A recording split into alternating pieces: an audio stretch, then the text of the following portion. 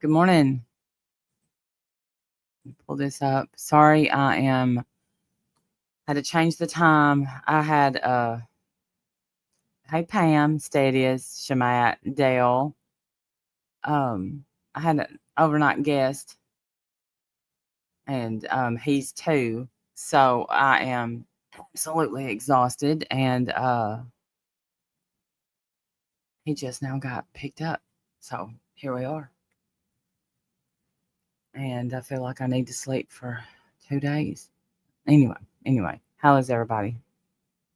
Wendy will be right back ASAP.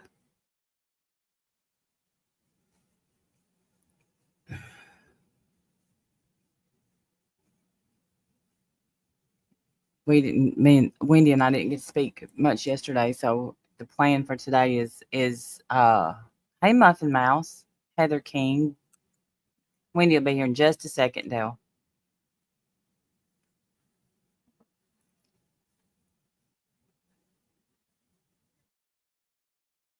Tennessee Road, good to see you. I hope y'all are ready for this day. And I say at days 11 and 12, we're not ready for the other days. We probably should push through. Hey, Body Cat, good morning. Thing one, good to see y'all. Morning, Pammy B.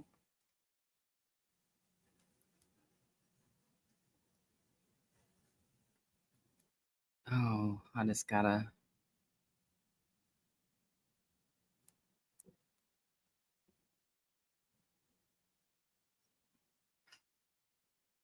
Hey, Lady Witch. We're just waiting on Wendy to get here. I I know we're on verdict watch as well, so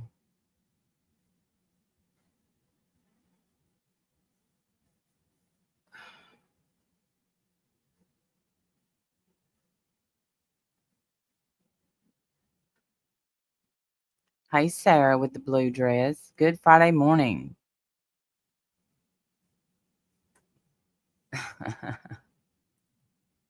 Well, it was my grandson. I don't know if that's considered a guest. That's work. And he went when we went to bed, he said, "You wanna watch a movie?" Day 2 of verdict watch. I think this is I think they started yesterday and then so yeah, I guess this would be day 2. They did their closing statements yesterday. And I haven't heard all of the things they went over in the closing statements yet because I had baby O, but I heard a little bit of it and I probably shouldn't have jumped ahead, but I did.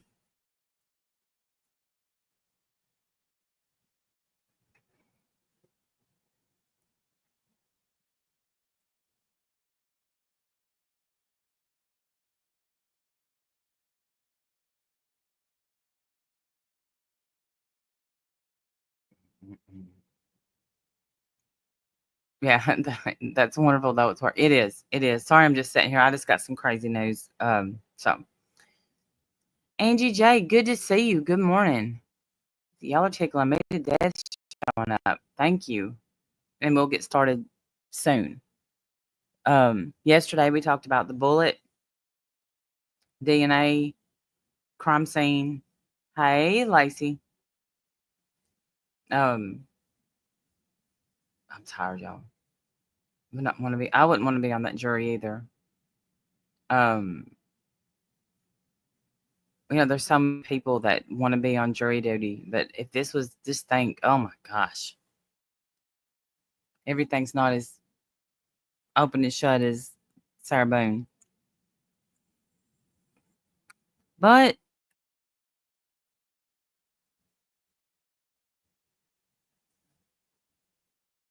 well, they're not like no, they're not back yet. That means it's probably gonna be a little bit. So the course watched her and Dr. John last night. Think, oh really? I didn't hear the DA's part. I didn't hear all of the prosecution's part, but just listening to the prosecution's part. Me too, Cassandra. Me too.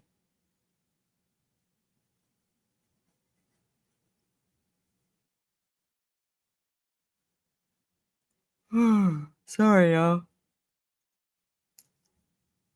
Maybe I should have made a cup of coffee. I just can't wake up. I tell you what, when you're not used to having a little one around, woof, all the time, it's something. No, that's not true. When you don't get a good night's sleep, I guess that's what. Go make coffee quick. I might, Cassandra, but I'll probably wait for Wendy to get here because I don't like just leave dead air. And I know that I give you dead air sometimes, but it is what it is, I guess. That's the thing. People are wanting perfect trial. That doesn't exist. Right, pay me B. Right. And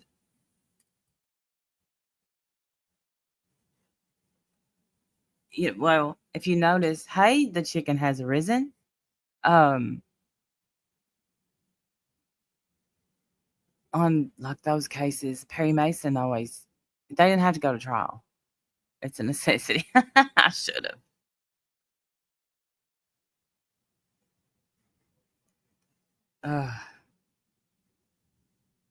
Tearful last night, hearing and thinking about the case, thinking of the families. Mm-mm. Yeah, I just it just has to leave no reasonable doubt. That's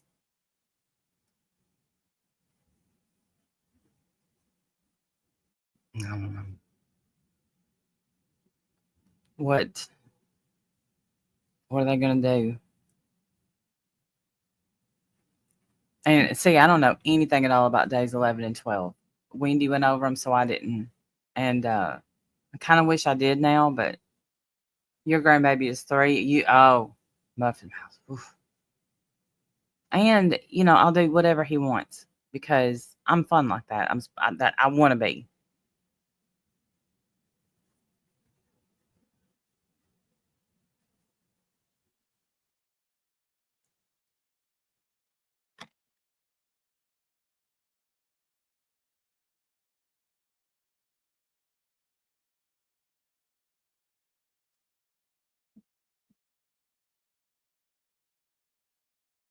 I couldn't imagine um, if those were my children and the parents. I'm sure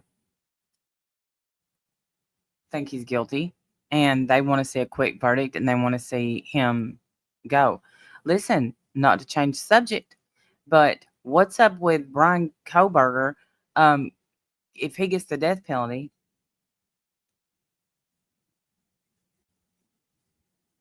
he can go in front of the firing squad. I didn't even know they did that anymore. I know that was a crazy look, but Omar was breathing really weird behind me, and then he just walked out. So, look, girl turned 4 too. Oh my goodness, really, hippie piece? Yeah, I saw that this morning. I was like, firing squad.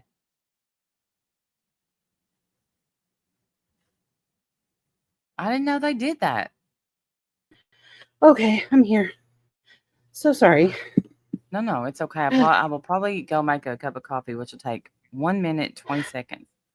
I Okay, go am ahead. exhausted. Okay, no problem. Okay. Hey guys, Uh, sorry I'm late. I'll be right back. Okay. Whew. How are you guys?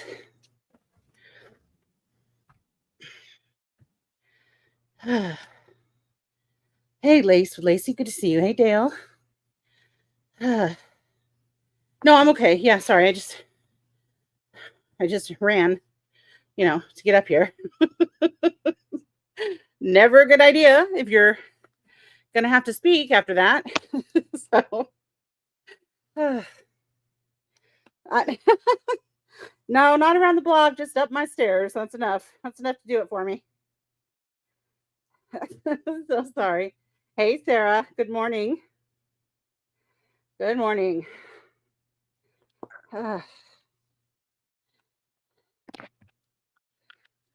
So today we're going to go through day 10, 11, and 12, I believe.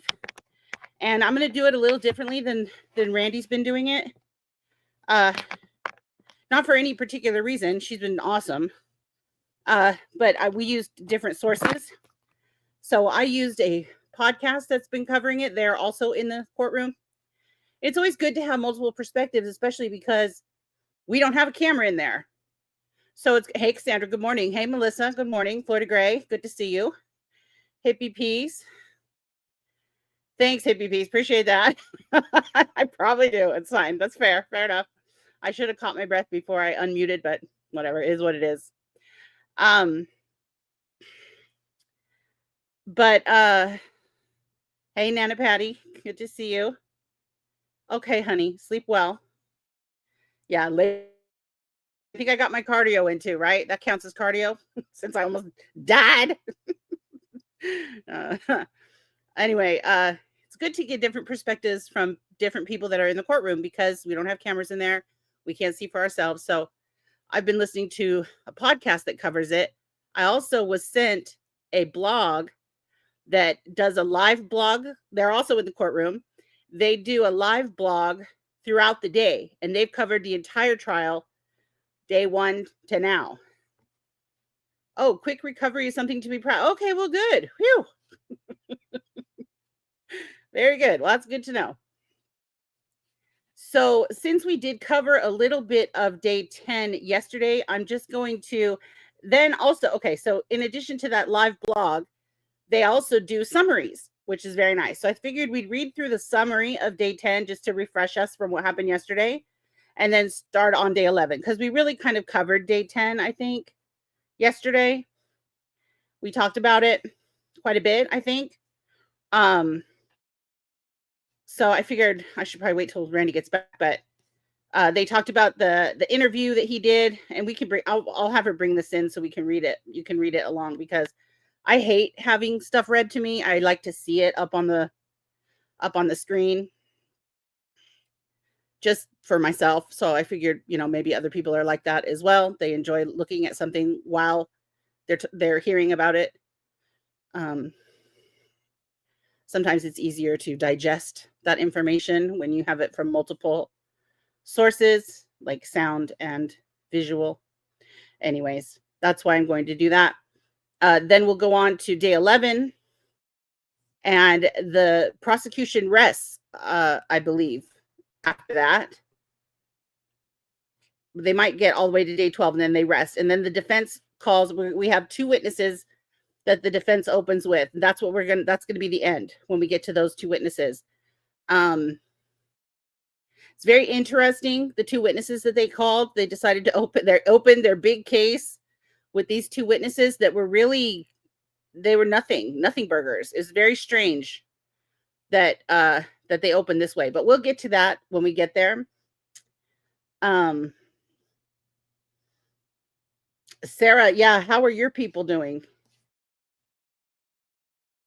I talked to my mom. So far, she's still safe in the fires, thank God. Good morning, Destin. Good to see you. How are you today? Yes. Sarah with the blue dress, I should have you message me and tell me where you're from in SoCal, especially since you seem to know people in the area of the fire.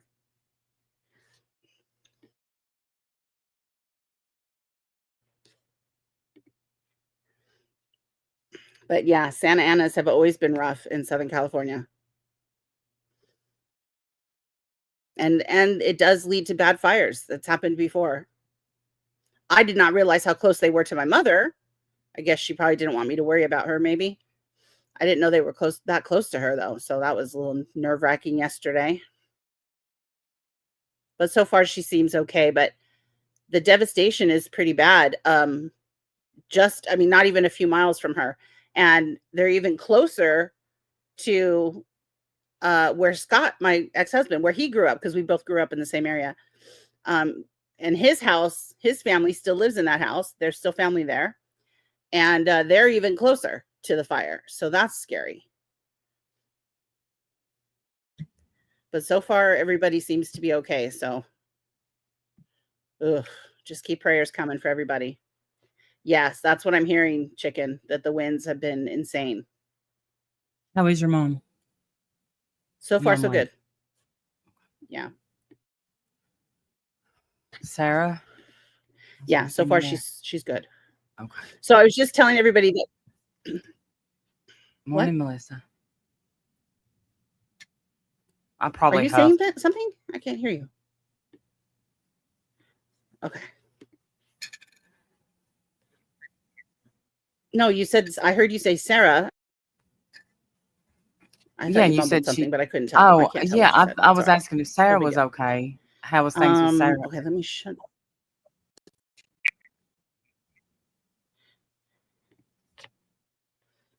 It cut out. I'm sorry. All right, so I was telling them that we're going to show that. I'm just going to read over real quick if you want to bring this in.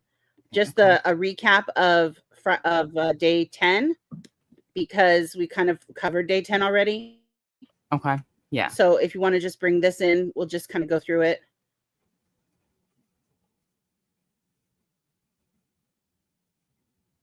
There's nothing back here.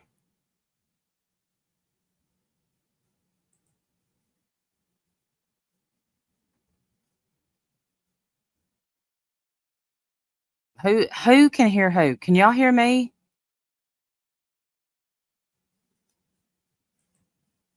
Oh, she fell out. There she is. All Okay. right. Am I back? Yeah. All right. Can you hear me? Okay. Yes. All right. Let's try this again.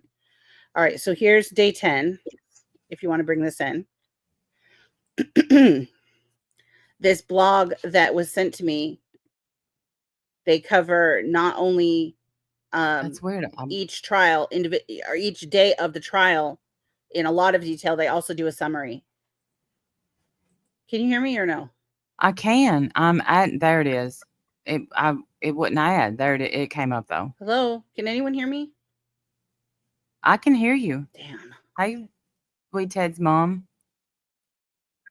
Yeah. I can't even see it on my StreamYard. I think StreamYards is Yeah.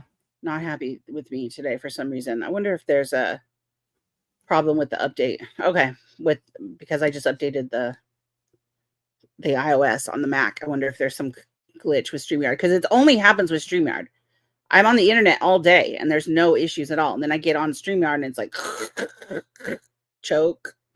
Yeah. Well, when I Okay, tried but anyways, to, so can you hear me? we're just gonna review. Can you hear me? Can you hear me? I can now. I can now. I'm sorry. I got a little carried away. When I tried to add it at first, it wouldn't add, and then it added. I destined. Sorry. Right. It's all right. Okay. So this is just the summary. We're just going to go through the summary of day 10 because we already kind of covered it yesterday. They did a testimony from multiple witnesses, including Steve Mullen, who's the Delphi police chief in 2017. At Westville Correction Facility, Ethan Drang, who supervised Allen while he was on suicide watch, and Westville Correctional Officer Michael Clemens. So the day began with 2 videos of police interviews with Richard Allen from October 22. The first video was an interview that took place on October 13th, before they searched his home and before his arrest. The interview was conducted by Mullen and Carroll County Sheriff Tony Liggett. Remember, this was the interview. He repeatedly denied being involved in the killings, saying, you're not going to find anything that ties me to that murder. I believe he also said during this time, I'm not going to be your fall guy, things like that. Mm-hmm. Allen ran through his version of what happened on February 13th, 2017. He included a description of what he was wearing, what car he was driving, what time he arrived at the trails, and what time he thought he left for home. You know what's interesting to me about this, Randy, is that he's remembering this date in 2017. He's talking about it 5 years later. Yeah. Like almost 5.5 years later. Well, and yeah, that's what I. And he knows. Uh-oh, you're cutting out.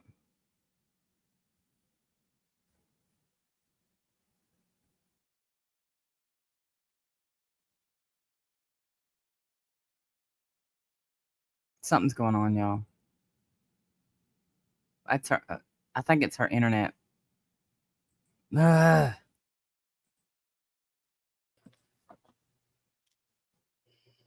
Hello? Where'd you lose me? Well, you were saying we were talking about it was 5 years Can you hear later. me? Yeah. Where'd you lose me? Where did you lose me? Can you hear me? Say that again? Can you hear me? Can Barely, you girl. hear?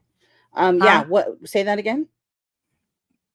Okay, we were talking about he was remembering everything he wore 5 Can you years say that later. again? What you just where did you lose me? Okay, we lost you right there where you were saying he remembered what he was wearing 5 years earlier. If I asked you today,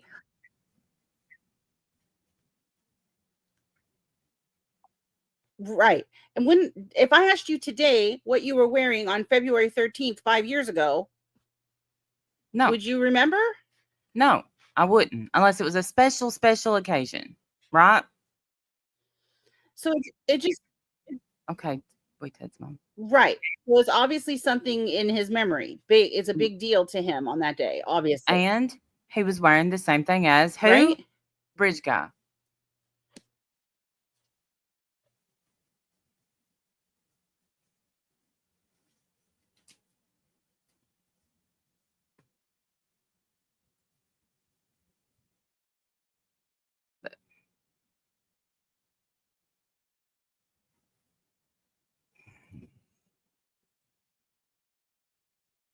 Wendell?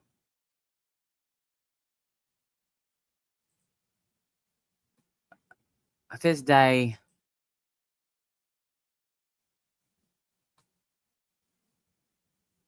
Stand by, stand by.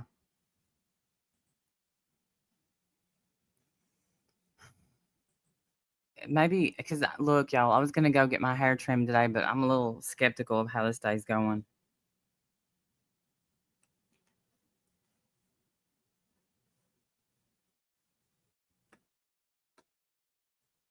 Let's see. Can you hear me? Oh, please.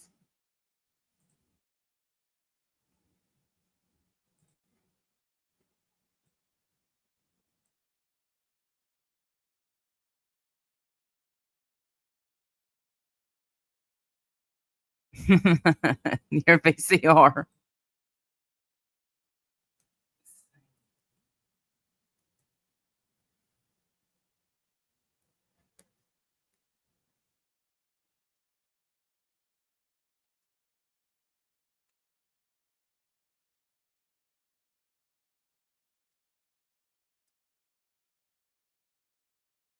She can't hear me at all.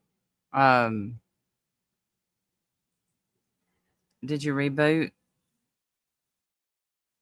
Oh, she can't hear me.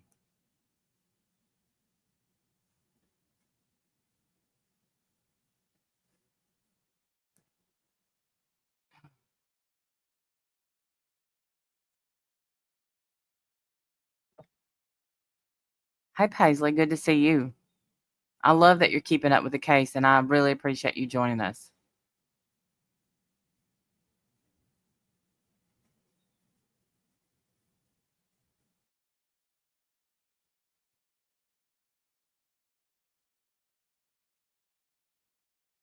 Let me see if she's still here. No, I'm up here by myself. Anyway, I don't know whether to carry that conversation on without.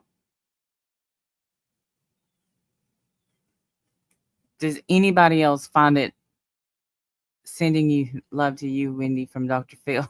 To you and Wendy from Dr. Thank you, Lisa Simpson. Okay, she's rebooting. Maybe that'll help. Thank you so much. Um, does anyone else find it odd that he admitted to wearing the same thing as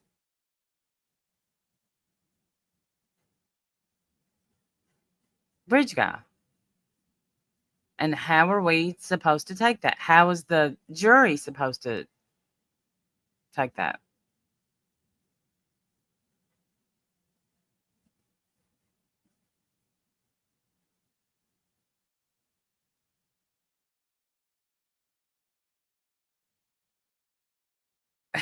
Right. Hey, a happy distraction. Good to see you.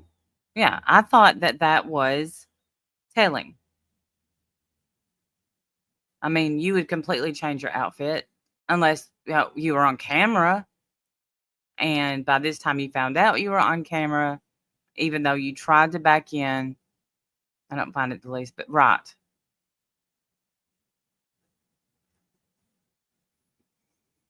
Right. I'm starting to really sway away. But it's just because I've heard I've heard a little stuff about with the closing argument. So maybe when Wenda gets here, I don't even think, I don't. He wanted to confess, be done. People running just well, right, Pammy B. That after listening to half of Lauren's last night and what her husband said,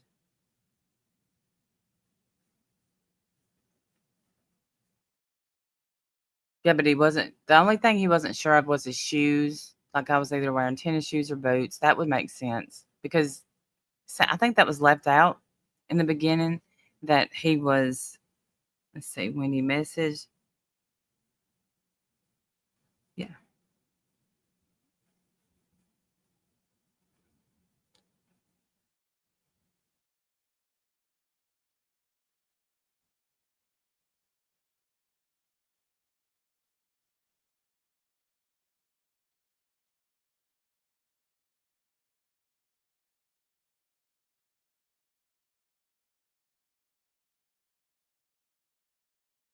All right. This may work out.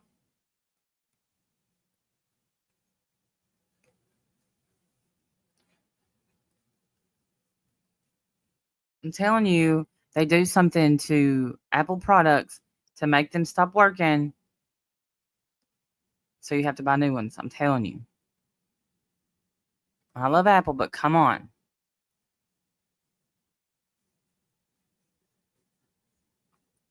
Have someone confess to 2 murders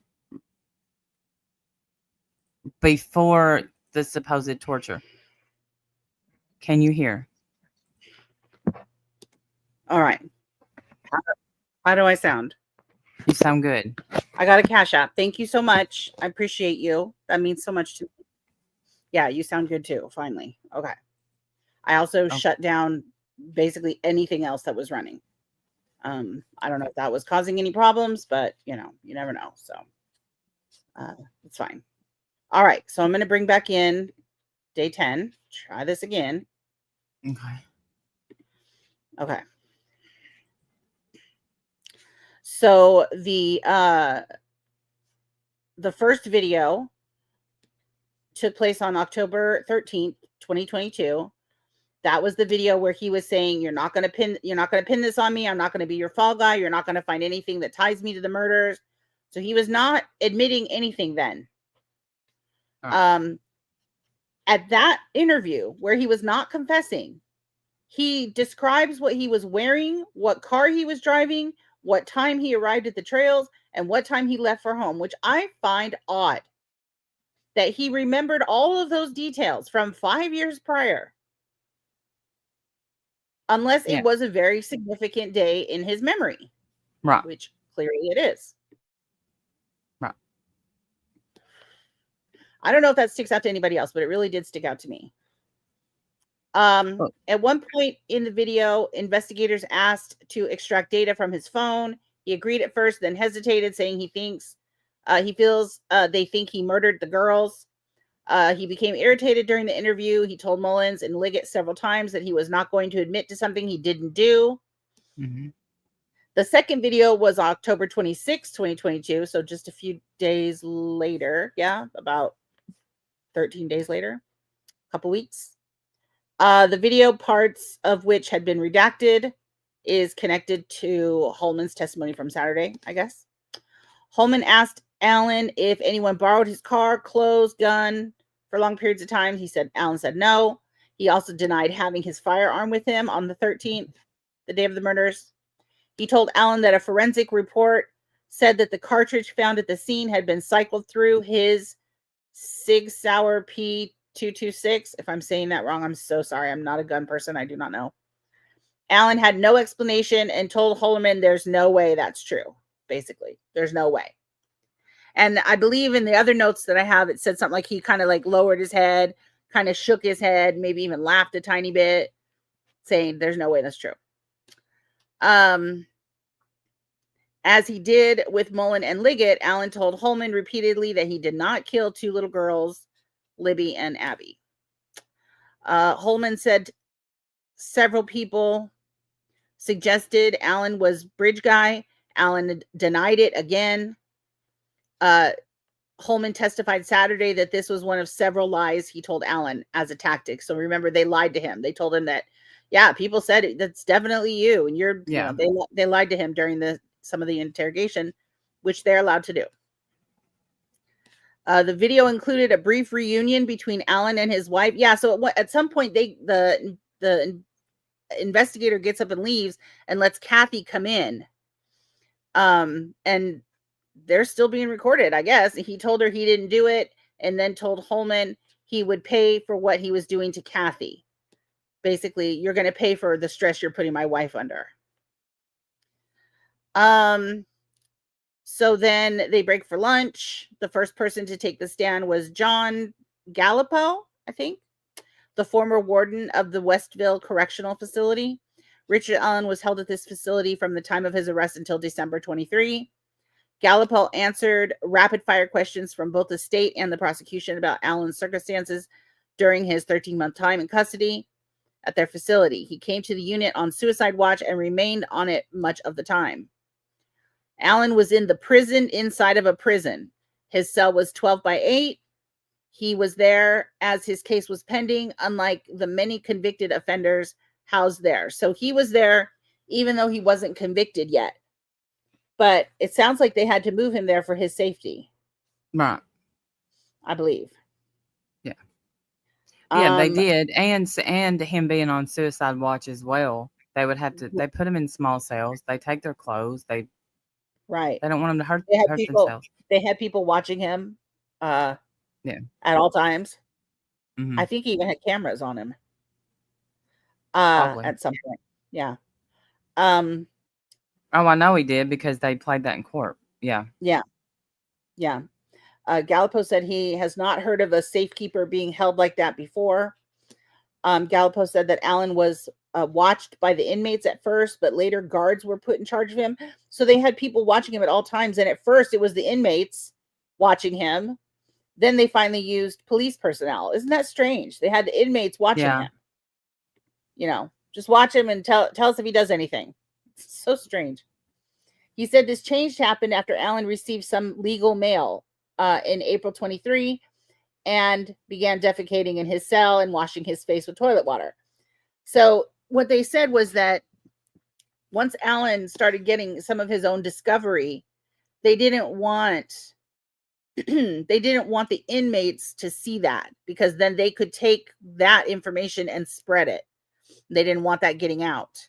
So that's why he was washing his face. They didn't want the inmates to get. They did. Once Allen started receiving his own discovery, like legal documents and okay. Yeah, things that were not public information, I guess, just yet. They didn't want other inmates seeing or hearing that, because they would take it and spread it. And they didn't want them to do that. So they used police personnel instead. That's when they switched over to police personnel. At least that's the reason they're giving. You know, who knows what's true or not. Around the same time, Allen wrote his first confession. Gallipo told the court. He slipped an envelope under his cell door with a request for an interview inside. The paper read, "I'm ready to officially confess to killing Abby and Libby. I hope I get the chance to apologize to their families." Gallipo said he sent the confession off to Internal Affairs. I think this is important. What? That he did this. He reads the discovery, then he confesses. So you think there's a connection there between the the legal mail, because we're not exactly sure what he has. It just says Right. legal mail in this document. And another, I think on the podcast, they said it was some of his discovery. So we don't know what he had. I don't know what he had. But it's interesting that you say that. I think you're right. Yeah, after he starts reading the discovery, he's like, oh, okay, I need to just confess then. Yeah. I'm still stuck on the fact that he knew exactly what he was wearing, the exact time, the exact car he used 5 years later. I'm still stuck on that. I don't know why. Well, I mean, honestly, well, okay, I'm not going to. I shouldn't jump ahead, but I do now think Richard Allen is bridge guy, and it's going to take quite a bit to convince me he's not.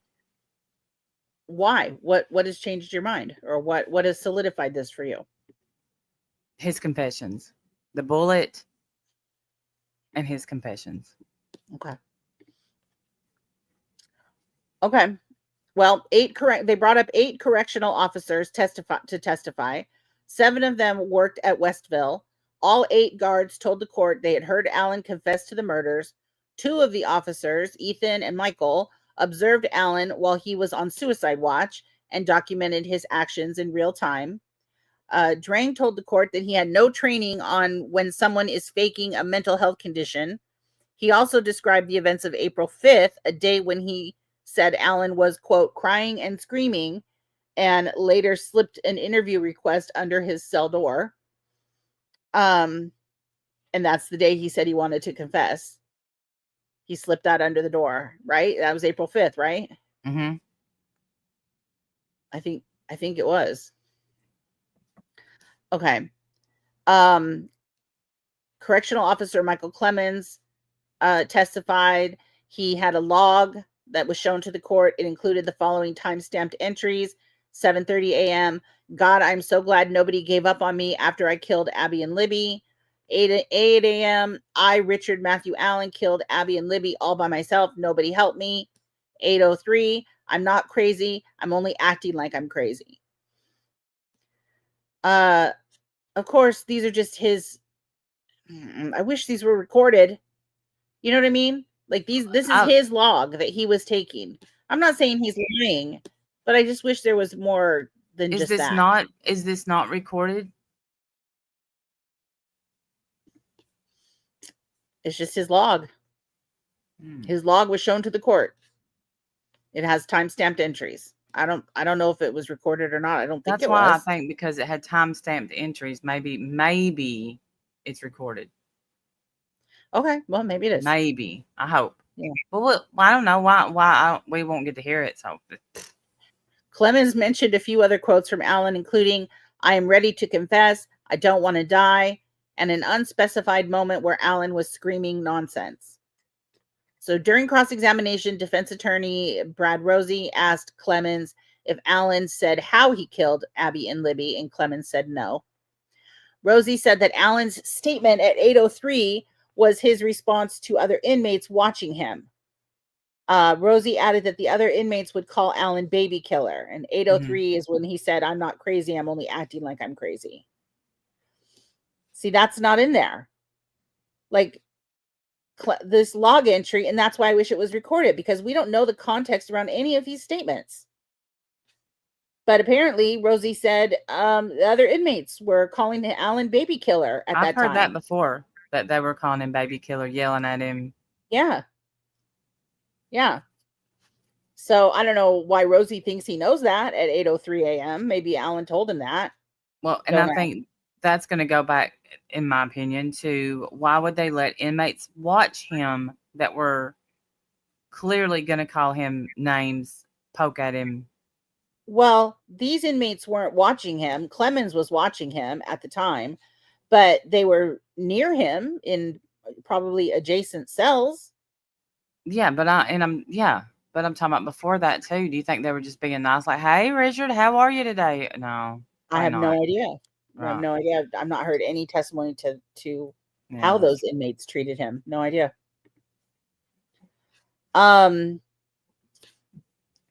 Clemens then said he was not there when Allen was tased, and didn't see or hear that Alan was smearing or eating feces.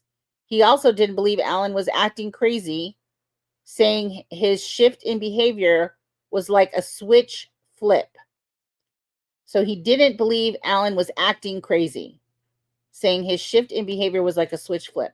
Rosie asked Clemens about mental health codes, to which Clemens said if he knew Alan had a code that might have changed his mind. Don't know what that means. Or changed his mind about, whether or not he believed he was acting crazy or actually crazy.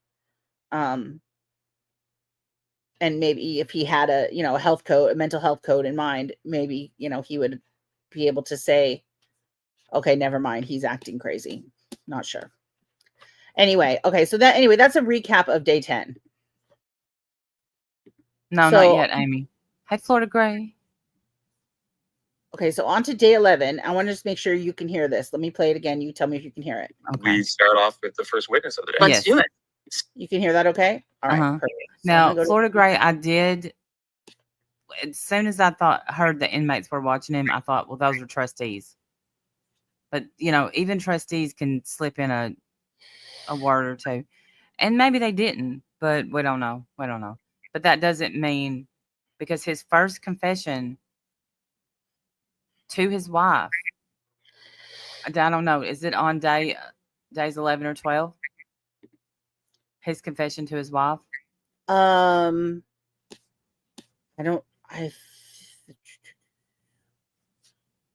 think so. Yes. I think we're getting into 11 and 12 because he does talk to his wife a lot and his wife tells him not to. And we should probably have that still up on the screen. I'm so sorry. We should have that still up on the screen, and then people can kind of follow along. Oh, not that one. Ugh. So sorry. Because I think that one, okay, my opinion, when we get there, I'll just wait till we get there and then I'll give my opinion. That's it. Okay. Well, I'm getting to day 11 in the beginning here when they first get Dr. Walla on the stand. So we still haven't got to defense yet, right? Not yet. No, we haven't. The prosecution is still doing their case.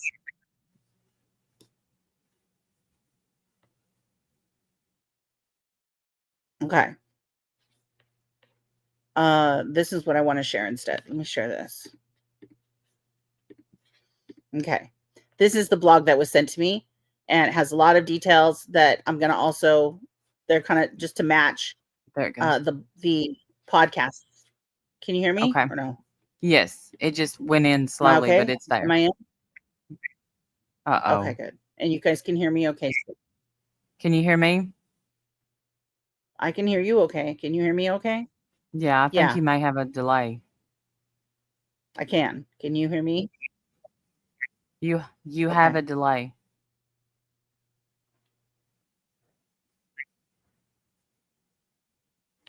All right. I don't know what to do about that. Neither. Do you want me to just try to keep going and you tell me if you guys keep going? Sure. All right. So they call, hold on, that's not it. Hold on. Sorry. The state calls Dr. Monica Walla. She is a contractor and a lead psychologist at the Indiana Department of Corrections, where Alan was housed. Walla tells the jury that she handles more serious cases at Westville. Walla says initially it was just her that worked with Alan, but then other professionals, including psychiatrists, began seeing him. Walla said that when she met Alan, he was unshackled and seated in a cubicle. She said she began seeing him in 2022. She described Alan as being on suicide watch, and he was watched every 15 minutes by what they called a suicide companion. And those were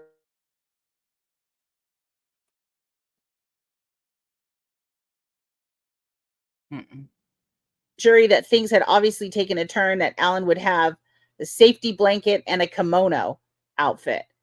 And apparently this kimono outfit comes up a little bit in the conversations with his wife, I guess, because he had a hard time putting it on or something. I'm not sure. Walla told the jury that she wanted Alan to have what he needed, but couldn't control the conditions of his cell. She said she began sessions with Alan by asking how he was doing. She said she felt he was educated and had done research on his background. He was educated and had done research on his background. Wallace said at times he was a good communicator. So on April 5th, Walla tells the jury that Alan discussed his case with her unprompted.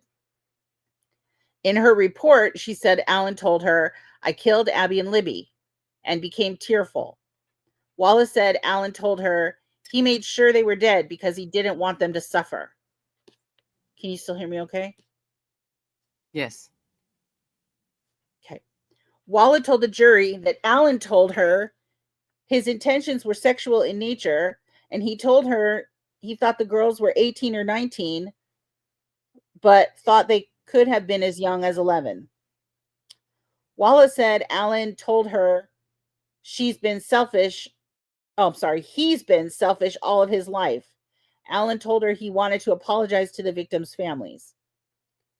So this is what he's confessing to the psychiatrist or the psychologist. Is she a psychologist or a psychiatrist? I don't know. I don't remember. But I just read it and I don't remember. But I think She's a this psychologist. is, I think this I know we're going to talk over each other because there's a lag, but key points right here, I think. Yeah, I think so too. Yes. So he wanted to apologize to the victims' families. Wallace said Alan claimed he molested his sister and experimented sexually with male and female children his age when he was a kid. Wallace said Alan told her this was where he thought his problem started. Wallace told the jury Alan said he had been an alcoholic twice since 2011. Alan told her he accepted God on March 21st, 2023, and expressed remorse for the killings, according to Walla. And that's why so in March 2023 is when he accepted God. And in April 2023 is when he's confessing. And so people are saying that he is confessing because basically, he found God and he wants his soul to be okay. Mm-hmm. Okay. So let's see. Wallace said Alan expressed appreciation for being clothed and fed at Westville. He asked for Bibles and slept with one. She said he asked to speak with a chaplain. Wallace told the jury see, there's typos in this thing too, which is frustrating. Sorry. That he had a bizarre smile and he claimed that he had memory lapses, but he remembered exactly what he was wearing, the exact time he got to the bridge, the exact time he left, and the exact car he was driving. What? But he has memory lapses. He could because of the traumatic stuff that happened that he did. Maybe. I don't know. No, I know, but I'm saying I don't believe he has memory lapses. I don't know. I just don't know if I believe that. Well, it could be convenient memory lapses. So, yeah. Sure, that's true. That's true. No. She said he confessed in a very matter-of-fact manner. And that's what I've been hearing a lot too, that his face is very flat, very zero affect. You can't, he's not showing any emotion in some of the, some of these interviews. It's very interesting. Wallace said she thought he could have been purposeful and instrumental with his confessions. She said she was aware he had written confessions and requested an interview. Wallace said Alan's normal eye contact was sometimes intense. Yeah, we've seen the crazy eyes. We've seen them. Mm-hmm. And she saw intermittent gazing, but then would be normal. His eyes were kind of up and down, she said. Yeah, crazy eyes. We've seen them. Wallace told the jury he was able to talk about things concisely and chronologically. She said that she thought his depression had improved at that point. That's weird. Why would it have improved? Oh, maybe because he found God and he was getting peaceful, maybe? Maybe. The prosecution asked Walla about her May 2nd, 2023 report. Wallace said the meeting with Alan was very tangential and focused on the same topics as before. So the other thing that I noticed about all right, that I on the podcast, they talk about Dr. Walla. Let me see if I can find it. That she took notes while they were let me see if I can find it. She took notes by hand during their sessions, and then here it is right here. She would take notes during her sessions with them with handwriting, and then she would type them up later. She would enter them into kind of an electronic database, and that would be an issue discussed later. And she said she had some concerns at some point that he was faking some of his more extreme behavior. And should we just go right to this confession? Yeah, let's do it. So She didn't record it. I think it started off with quote, "I killed Abby and Libby," and Say that again. She didn't record it. No, that's the problem. That she would write down her notes, and then she would type them up later, so that and then she would shred and burn the handwritten notes. And so defense is like, well, wouldn't the handwritten notes be more important than your typed up notes? Like, why would you destroy them? And she said it was for privacy sake. They're much more secure on a locked, database or whatever that she typed it into than her notebook just out, that anybody could access, I guess. Bullshit. She don't have an office? Okay. Right? I mean, it's just weird. It's just this whole case is so fucking weird. Yeah. It's like they're in the Stone Age half the time with this shit. Yeah. It's amazing to me. So here's how they talk about the confession. "I'm sorry," end quote. Is that what you had? Yes. And basically she starts writing this down. He's watching her write this down, by the way. He's tearful, and he said he committed the murders on his own, that he made sure both girls were dead because he didn't want them to suffer. He said his intention of this attack was sexual in nature. So basically what he said, let's go back a little bit. He said he visited his parents on the morning of the crime. And of course, his parents lived, by parents, he may be talking about his stepfather, right? Yeah, his mother and his stepfather. So Janice and Marvin Allen. And they live in Mexico, Indiana, which is right near Peru. Very small town right outside of Peru, Indiana. As we all know, I don't need to tell you, Peru, Indiana is also the home of Keg and Klein. Maybe that's a coincidence. Maybe it's not. Who knows? I think it's probably a coincidence at this point, but I'm sure a lot of people are wondering that. Yes, who knows? He's invited to go out to like a lunch with the family afterwards. He declines. He goes out and instead, he gets a 6-pack of beers. He drinks 3 of them. He goes out to the trails where he sees the girls and he follows them to the bridge. And somewhere during that process, he says he did something with his gun, and that may be where and why the bullet fell out. Is that what's in your notes? Yes, that he didn't specify what he did, but something, and then he recognizes that at that point, maybe it set in motion whatever caused a bullet to fall out of his gun, or to be ejected from his gun. And so he kidnaps them. His intent is to rape them.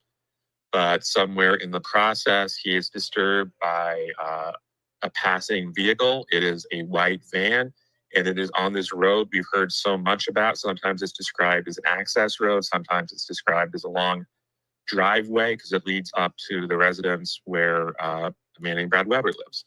So a white van goes by on that road or driveway, what have you. It scares Richard Allen. It makes him uneasy. So that's when he decides to kill them. And he cuts their throats to be sure. He forces them across the creek first. Yes. And then he cuts their throats to be sure they are dead. And then he covers their bodies with sticks. Yeah.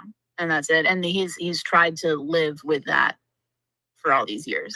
So this is potentially game-changing because they're going to get into why that confession is game-changing. Like this confession is a big deal. It is. I wonder when he decides, okay, so he said he was going to R them. Is that when he made them unclothed? Because has he said that to anybody? I haven't heard those details at all. Right. I haven't And either. I'm up through day 12, but I haven't heard those details about him telling them to take off their clothes. I haven't heard that I remember. And I understand the working notes and final notes. I totally get that. But wouldn't you think, though, because sometimes when you're writing something, sometimes even just a little, side note of, maybe his temperament, or a side note of, so and so also told me that he did this, or what, I don't even know. Sometimes you have like little doodles on the side Yeah. notes that kind of, stir your memory up to remind you of, what you were thinking at the time he said these things.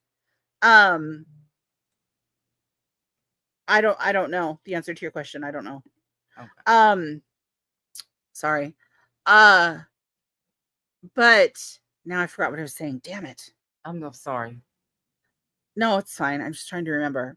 I wish she would have scanned the notes too. Yes, Lisa, thank you. I wish she would have scanned the notes.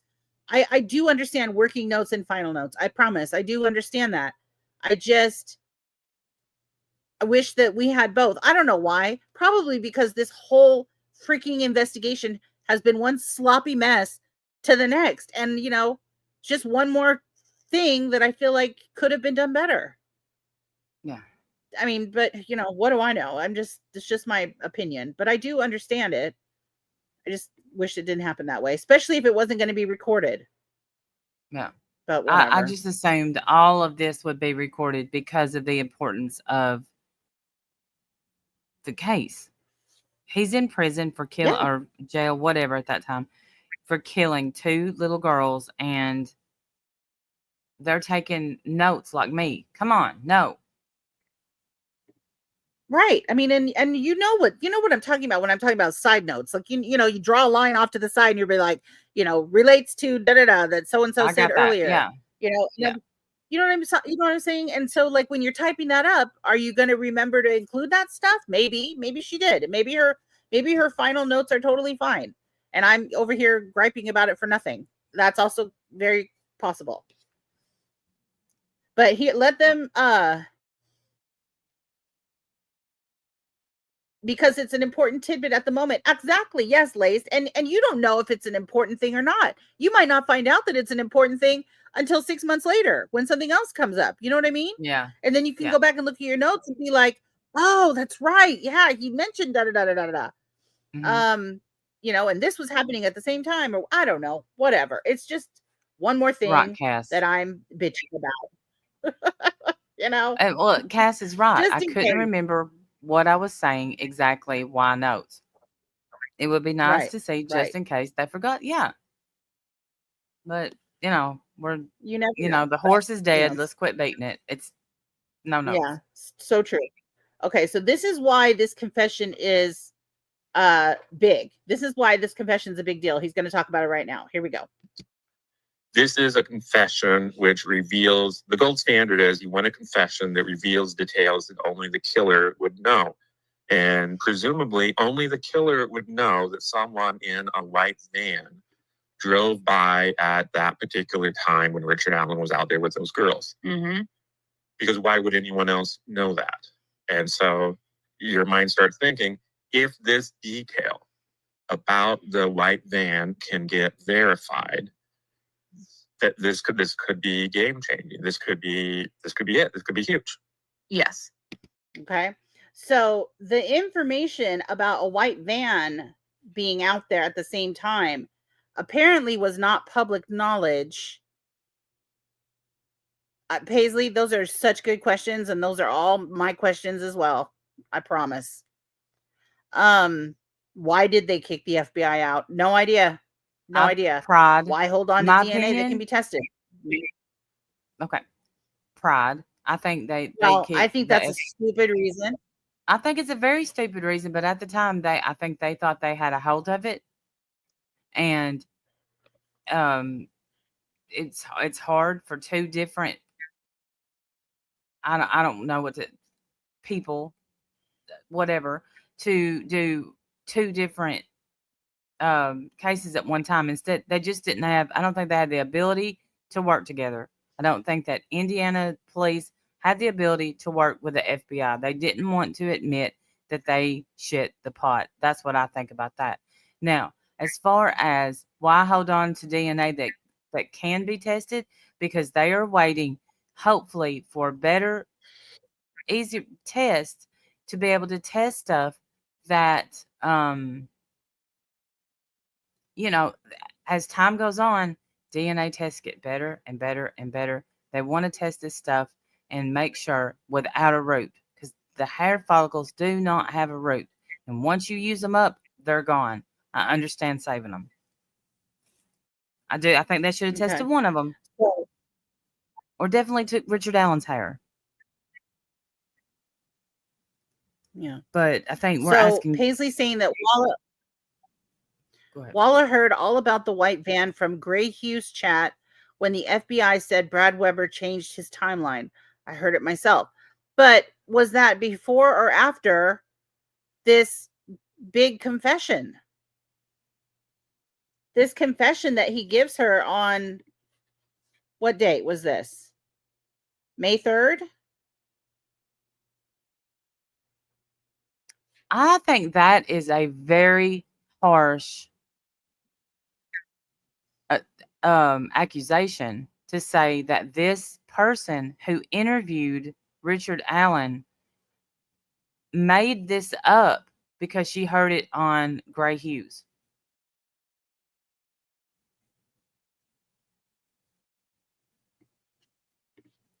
Well, whether she heard about it or not, are you saying that Richard also then knew about the white van from Gray Hughes?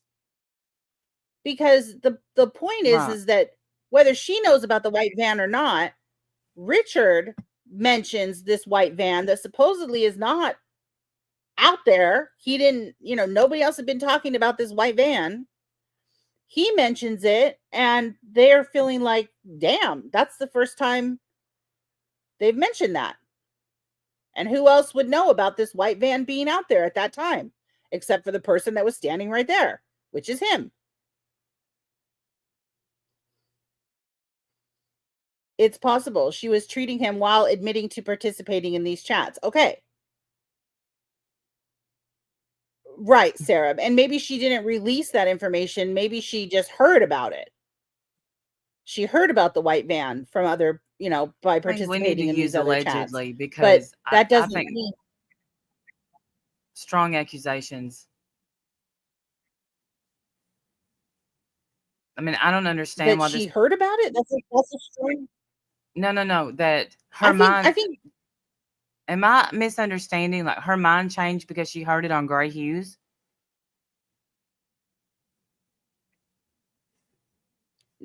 I think what Paisley was pointing out is that I said this was not public information, and Paisley said it was actually, it was. People knew about this.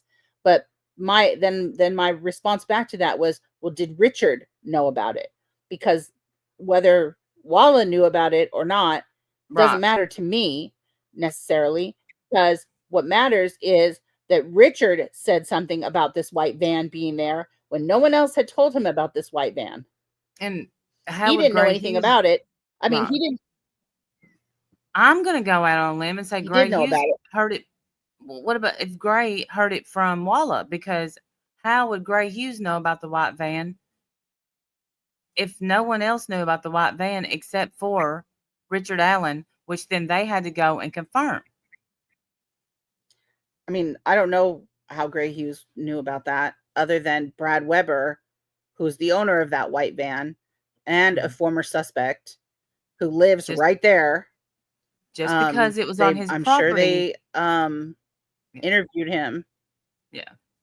He was, I think he was the very first suspect because he owned that property. I agree with that. I agree she shouldn't have been talking about it. I don't think that she should ever have left any interviews with anybody and been on He YouTube. kind of has a little bit of a weird past, and but I do question Walla if she was.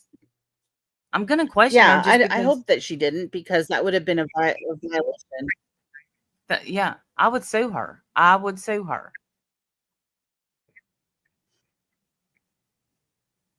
Okay, Talisa. Because she participated in public chats? I don't think she should have participated in public chats if she was on the case. No. I don't think she should have. Because she could give inside information. Say she gets to be buddies with. I see. Yeah, I see. Yeah. Ugh. Well, yeah, it is very unethical. Depending on what she shared. I hope she didn't share anything that was. But Richard Allen didn't have access to Reddit.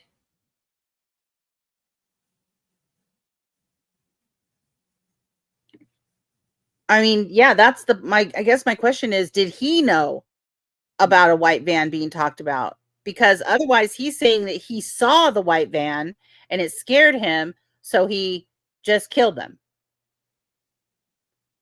Yes. And I guess at that point, he had not mentioned that before, I guess.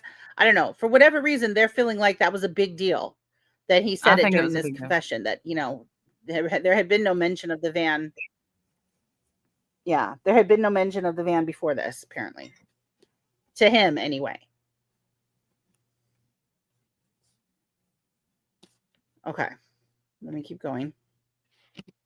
Because, again, that's not something...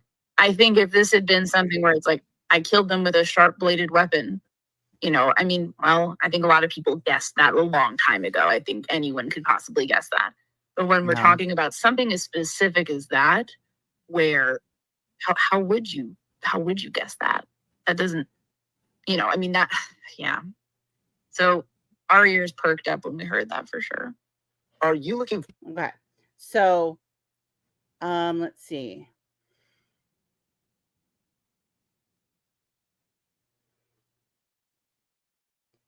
So the defense definitely needed to try to discredit her in some way. Let's see. Here's some more stuff from his interview with Dr. Wallen. Here's some more stuff.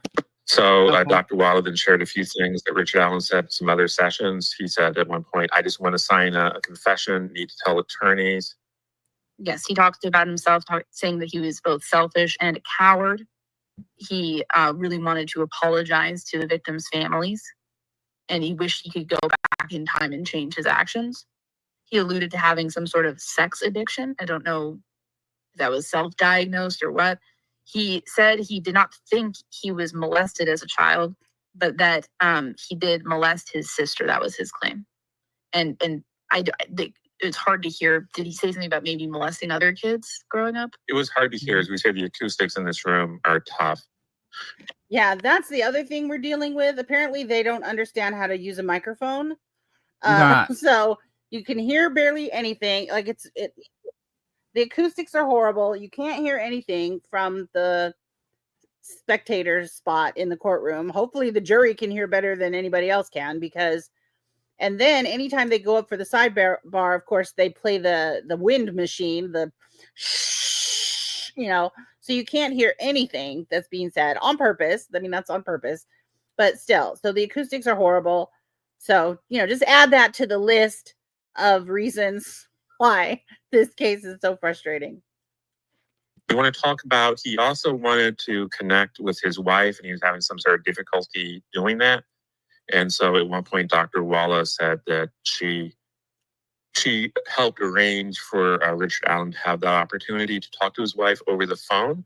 And Richard Allen requested that she stay there and overhear the call. And in this call, he asked his wife and family if they loved him and if they would continue to love him. He said he might not see them again. And then he said, I did not do everything I said, but I did kill Abby and Libby. Kathy Allen, Richard Allen's wife, did not believe him, and the call soon ended. we got an account of this call earlier too. We did. But I thought it was worth mentioning again in this context, along with this new information. Yeah, he also indicated that Richard Allen did that he was an alcoholic twice since 2011. I don't really know what that means, because once you're an alcoholic as far as I'm concerned. Like, even if you're not drinking anymore, you're not drinking anymore. Yeah, and I still consider myself an alcoholic. Yeah, you haven't been drinking close to 5 years. So, but he said that basically when he was incapacitated by his alcoholism, he was cared for extensively by his wife, Kathy. So we're getting a picture of a man who is very troubled, at least according to what he's conveying to. He's claiming to have substance abuse issues. He's claiming to have a history of molesting others, and to go back to something that was also dealt with in previous pretrial situations. But March 21st, 2023 is the day that Richard Allen, quote, took God into his heart, and he became very into the idea of sort of, I think, redemption and embracing Christianity in order to seek forgiveness. And so what he's seeking forgiveness for, in his words, is killing Libby and Abby and wanting to make amends. And so the Christianity and the pivot to religion, he had said, throughout the investigation that his parents didn't really go to church. His grandparents had. He wasn't particularly religious. Religion wasn't really a comfort for him. But that all changed on that day, and it became somewhat of a preoccupation for him, it sounds like, where people were remarking about this kind of sudden increase in religiosity. And another common refrain, on May 11th, he says he wants to try to provide closure to the families of Abby and Libby by apologizing to them. He said he did not know what closure would look like for him. He did say on August 3rd, 2023, that he wants to go to heaven. He said, I need to let my wife go. Yeah. Do you want to talk about he also started sleeping with his Bible. Did you catch the part where she was talking about when he was confessing, like what his face looked like? Why don't you tell us about that? It almost sounded like he was kind of, he had a bizarre smile on his face. Also talked about, some memory lapses, and she did get into some of the strange behavior that other prison guards had also gotten into. So things like drinking water out of the toilet, things like that. She also went all the way back at one point to what Richard Allen was like when he first came into the prison. You want to talk about that? Yes. She discussed his weight and exercise with him. She would check with him about missing meals. And this was also something that was brought up earlier. Okay, this is important. This part about missing the meals. Have you already heard about this? That he was having to miss meals? The part about missing the meals, I think. No. He chose to miss meals, but listen to the policy of the jail or the prison, wherever he's at right now. I have heard about these. His behavior. Listen to this. Yes. Okay. Policy. You've heard this? In place at this prison, that if you missed 4 meals in a row, you'd get reported, you'd get in trouble, or what have you. But if you missed 3, it's not a big deal. And during this time, when he was occasionally not eating or what have you, he would always make it a point to never miss more than 3 meals in a row, which is an indication that there's a calculating mind here and there is an intent, because he is tailoring his behavior to avoid the punishment that would come if he missed that 4th meal. See? So what you're seeing is that he's not crazy. He's on purpose. It's purposeful. Yes, purposeful behavior. Exactly. Mm-hmm. He didn't want to be on suicide watch, but he wanted to seem crazy, and that is calculated crazy, in my opinion, Lisa. Yes. Right. Sorry. And he would only, he'd only skip just 3 meals, never go to a 4th, because he didn't want to deal with punishment or the report or whatever that comes up if you miss a 4th meal. He didn't want to deal with all of that. So he knew, okay, I can only do 3. But that's intentional behavior, because if he was really crazy, he'd miss, even more meals and not even think about the consequences of it, because he's crazy, or he's whatever, right, suffering from mental illness. So I thought that was really important. I did too. I remember hearing that a while back. And I think that, and the punishment, it's not really a punishment. They put him on suicide watch because 4 meals makes they're trying to starve themselves because they don't eat or drink. But And that is back to, I Okay. guess, his, huh? I said, okay, I'm listening. Oh, I'm sorry. Back to his kimono wearing, being watched all the time, stuff that he don't want Yes. that. Yeah. And is he trying to lose a ton of weight before a trial so he doesn't favor bridge guy? Ah, yeah. Well, Dr. Wallace said at first that, she thought, it's a good thing he's taking care of himself. It's an opportunity to be more healthy, lose some weight, things like that. So in the beginning, it was something that seemed very much within his control that he was doing on purpose, sort of taking the time to do that. They also said when he first got to Westville, he was very, very quiet. Let's see. What else?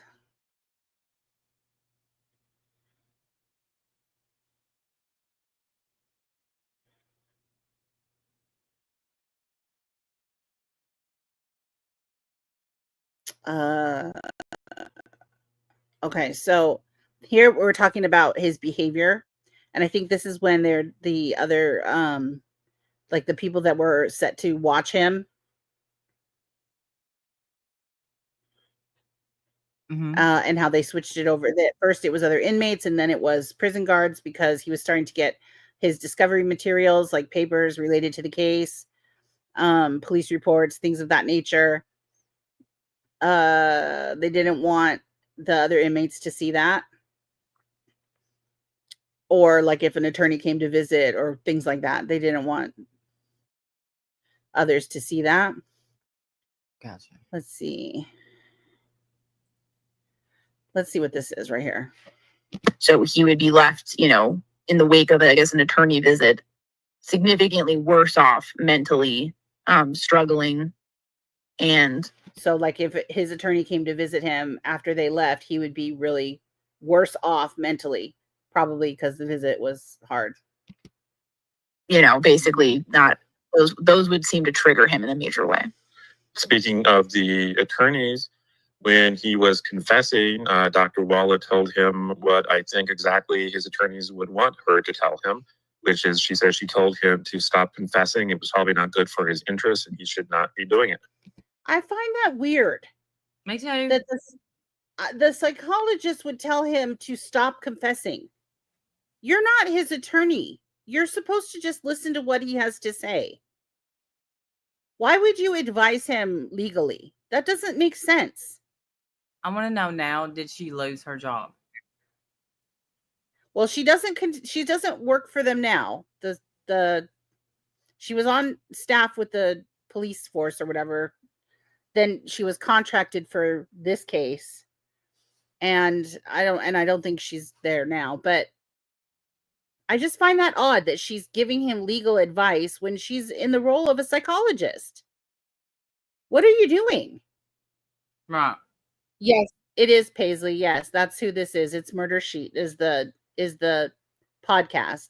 And then the wishtv.com is the live blog that we're just kind of comparing. Which goes, the timing is weird because it goes from bottom to top, but it goes in pieces. So like here's the next piece. Like right here, where they're talking about his physical appearance. They don't report you if you miss 4, they have to report, talking about the meals. She said Alan said he felt he was a burden, didn't understand who he should be speaking with about his case because he had not been assigned a public defender, I guess. That was on November 10th, 2022, though. The next report shown was from April 7th. Walla, told Alan that he had confessed and told him it was not in his best interest that it could get to the media. Walla told the jury that she felt like he was being more blatant with his confusion. She said she felt he was purposeful being that way, like faking it. But yeah, again, so she tells him not to do that anymore. Don't confess. It's not in your best interest, she says. It could get to the media, and nobody questions that. Is that There's when nothing they fired her? I don't think so, but nobody seemed to question it. I don't know. I'm questioning it. That's strange to me. Me too. Walla told the jury that Alan said he didn't sign anything, right? So, Alan was like, she was telling Alan not to confess anymore. And he goes, well, I didn't sign anything, right? The next report is from April 10th. Walla tells the jury she noticed faking symptoms. She said Alan was naked during this meeting. Oh my God. Sorry. But she rolls up to have a meeting with him and he's just there naked and we're just going to meet anyway, I guess. That's fine. I'm still nuts. Look at me. Look at me. Look at me all naked while we have our normal interview. We're just going to pretend like, he's not naked. Yes. Sorry, that caught me off guard. I wasn't expecting that. And I think the thing was that he was going to pretend he wasn't. I guess. And I guess she just ran along with it. I guess, are you ready for our meeting? He's like, sure am. Here naked and everything. Okay. She said Alan was naked during this meeting and that there were papers on the floor and was doing unknown things to his manhood and talking about his wife. Walla tells the jury that the papers on the floor were the discovery paperwork for the case. Walla told the jury it appeared he'd received the discovery around the time he started confessing, just like you said, Randy, that he got his discovery and he was like, oh, okay. And then he started Let me just go ahead and get ahead of this. Let me just tell the truth here. But they were like, no, don't tell the truth. Yeah. Hold on. Murder Sheet has also been responsible for leaks and admonished by both the original defense team and the courts. They leaked the Klein search warrants and River Search. Court TV stopped using them. Oh, dear. All right. Well, I still appreciate the fact that they're in the courtroom and they can give us more than anybody else is able to give us. I mean, we need people that are inside the courtroom, and that's where they are right now. And so I do appreciate that, at least. And that's a lot of effort sleeping in it the. Is. Yeah, it is. So let's see. She said the prison warden did not want the other incarcerated individuals to see the discovery papers. That's why the guards started watching him instead of other inmates. We talked about that already. The next report is from April 12th. Wallace said she noticed Alan was, masturbating, clapping, banging his head, and naked. She said he refused to wear his kimono. She's all, come on, Alan, just put the kimono on. He's all, nope, not gonna do that. She still works the same. Oh, I got you, moderator. Well, here's so that would be him being insane and not a sex pervert. I don't know. Right. That's pretty perverted to me. Right. I mean, I don't know. I guess, and she said that she felt like this behavior was done in order to get something. He was masturbating, clapping, banging his head, and naked. He refused to wear his kimono. She said he felt like this behavior was done in order to get something. Another report is shown to the jury from April 13th, 2023. Walla told the jury that Alan's behavior was escalating, that he was laying in and consuming his feces. How did I get this day to talk about? Oh my God, all the words I don't want to say. Yeah. She said a psychiatrist offered medication and Alan refused. She said the psychiatrist said Alan didn't qualify for an emergency injection. And I'm wondering if the injection that they're talking about is Haldol, because they were giving him Haldol, which is an antipsychotic. And it's supposed to, help with behaviors and things like that. But they didn't find him out of hand enough to have to give him a shot. Right. They didn't. They said it didn't qualify for an emergency injection. So, that's what Wallace said, that this is all intentional behavior. Attention-seeking behavior is all intentional on his part. He's doing it, on purpose, is what she's saying. It was at this time Walla told the jury that Allen's watch changed from close to constant. She said she thought he was having an emotional breakdown related to the discovery paperwork. She said she still felt like he was faking it, though. She told the jury it was getting to the point where it almost doesn't matter whether he's faking it or not faking it because he is deteriorating. That's sad. I don't. You don't what? You don't think that's sad? Fuck him. Yeah, that's where I'm at right now. I'm sorry. I seem a little aggressive too, but No, it's okay. I have him pegged, and I think that he has played this long enough. That's how I feel today. May feel different tomorrow. I don't know. Yeah. Yeah. No, that's fine. Or by understand. day 12. Just Right. Or by later in about 5 minutes. Yeah, like Right. who knows? Who knows with this damn case? Let's see. Another report from April 17th, 2023. Walla told the jury that Allen's window was greasy and dirty. Oh my God, I can't even imagine. I don't even want to know why. Greasy and dirty, and that he was standing in his cell with his eyes closed praying. She said he agreed to come out of his cell. Walla told the jury it seemed like he, quote, switched from bizarre to coherent. She said he kept his eyes closed for the session. He said he was having nightmares. So he kept his eyes closed for the entire session? That's so bizarre. But see, someone in a mental health crisis cannot switch from that. They can't switch. They don't switch. They don't switch back and forth. No. Yes, I know. I totally get that. I do. It just seems odd. It's odd behavior. Walla told the jury, Allen said, I just want to tell the truth. I'm afraid I lied so much. She said Allen told her he did vulgar and disgusting things. Wallace said Allen told her the last thing he remembered was falling asleep and activating nuclear war. Wallace said his words were disjointed. Last thing he remembered was falling asleep and activating nuclear war. Okay. Me too. Wallace said Allen received involuntary medication on April 14th. And she said that improvement was seen in Allen. Involuntary medication? You can do that? Yeah. I mean, so I guess now he does qualify for an injection. And they gave him involuntary medication, which sounds like an injection to me. But I don't know. Maybe it was something else. Another report from April 21, Wallace said she felt Allen's odd behavior not to be genuine.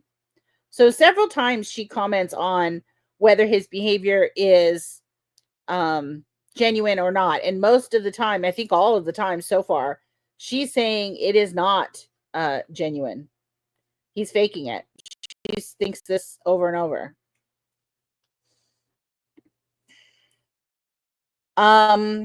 Another report from April 25th said that Allen denied experiencing anything like this in the past and thought this could be due to him not taking his medication, including Prozac. Walla told the jury that she advocated for Allen to visit his wife, which is not typical for patients in the Westfield Correctional Unit. She said Allen continued to ask to be transferred.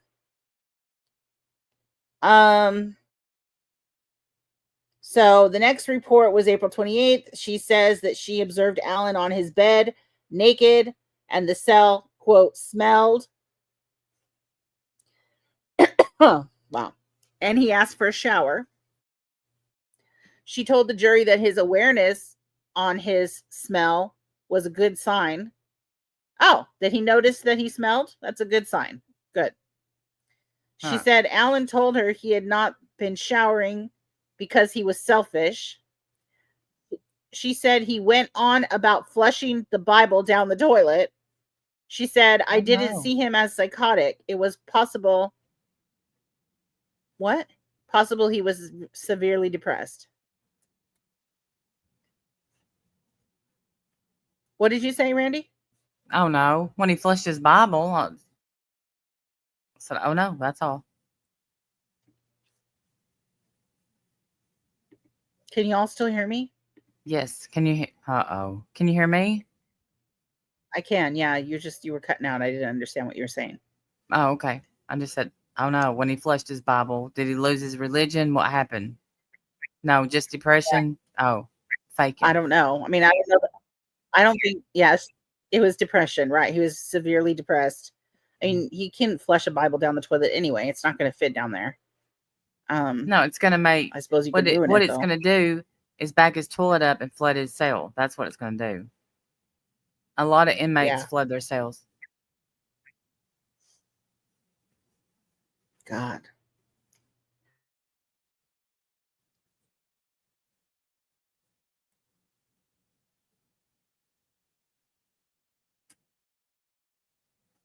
Her career history, Wallace said that she no longer works at the IDOC, which is the Indiana Department of Corrections.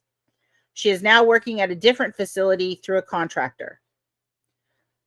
Rosie tells the jury that Walla was following the Delphi murders far before treating Mr. Allen, and that she followed the case on Facebook through podcasts, and Walla agrees. So maybe he's going to talk to her about participating in these chats. Yeah. Rosie tells the jury that Walla used IDOC database to find information about the case, and that the IDOC is investigating her for that. Oh dear. Oh.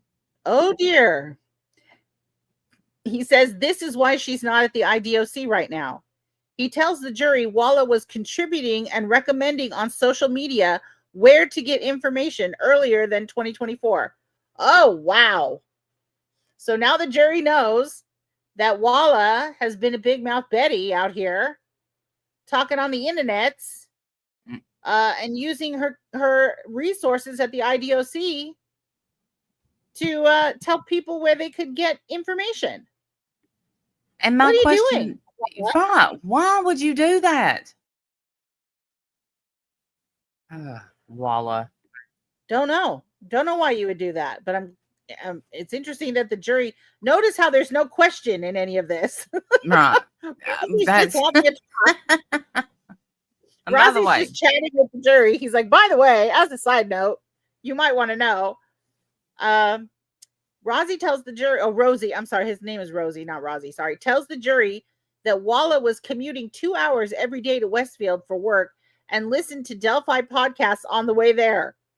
At some point, Rosie said she shut all her social media accounts down. I bet she did. yeah. Stupid. Again, shit show. That's all this is. Shit show. Shit show day number 12. Or 11, I guess. We're still on 11. Sorry. It's almost like none of these people thought, you know what? 2 little girls were murdered and I'm in charge of helping find out who did it.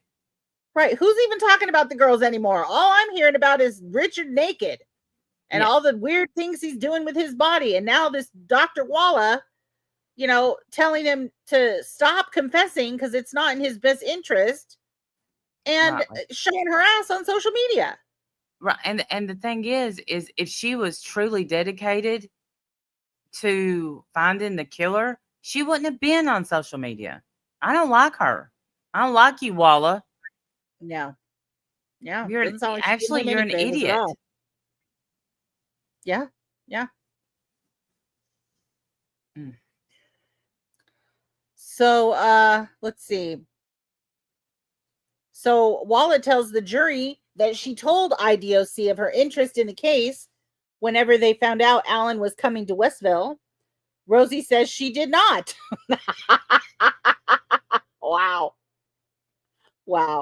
So Walla says, I told them I was interested in this case. And Rosie says, no, she didn't.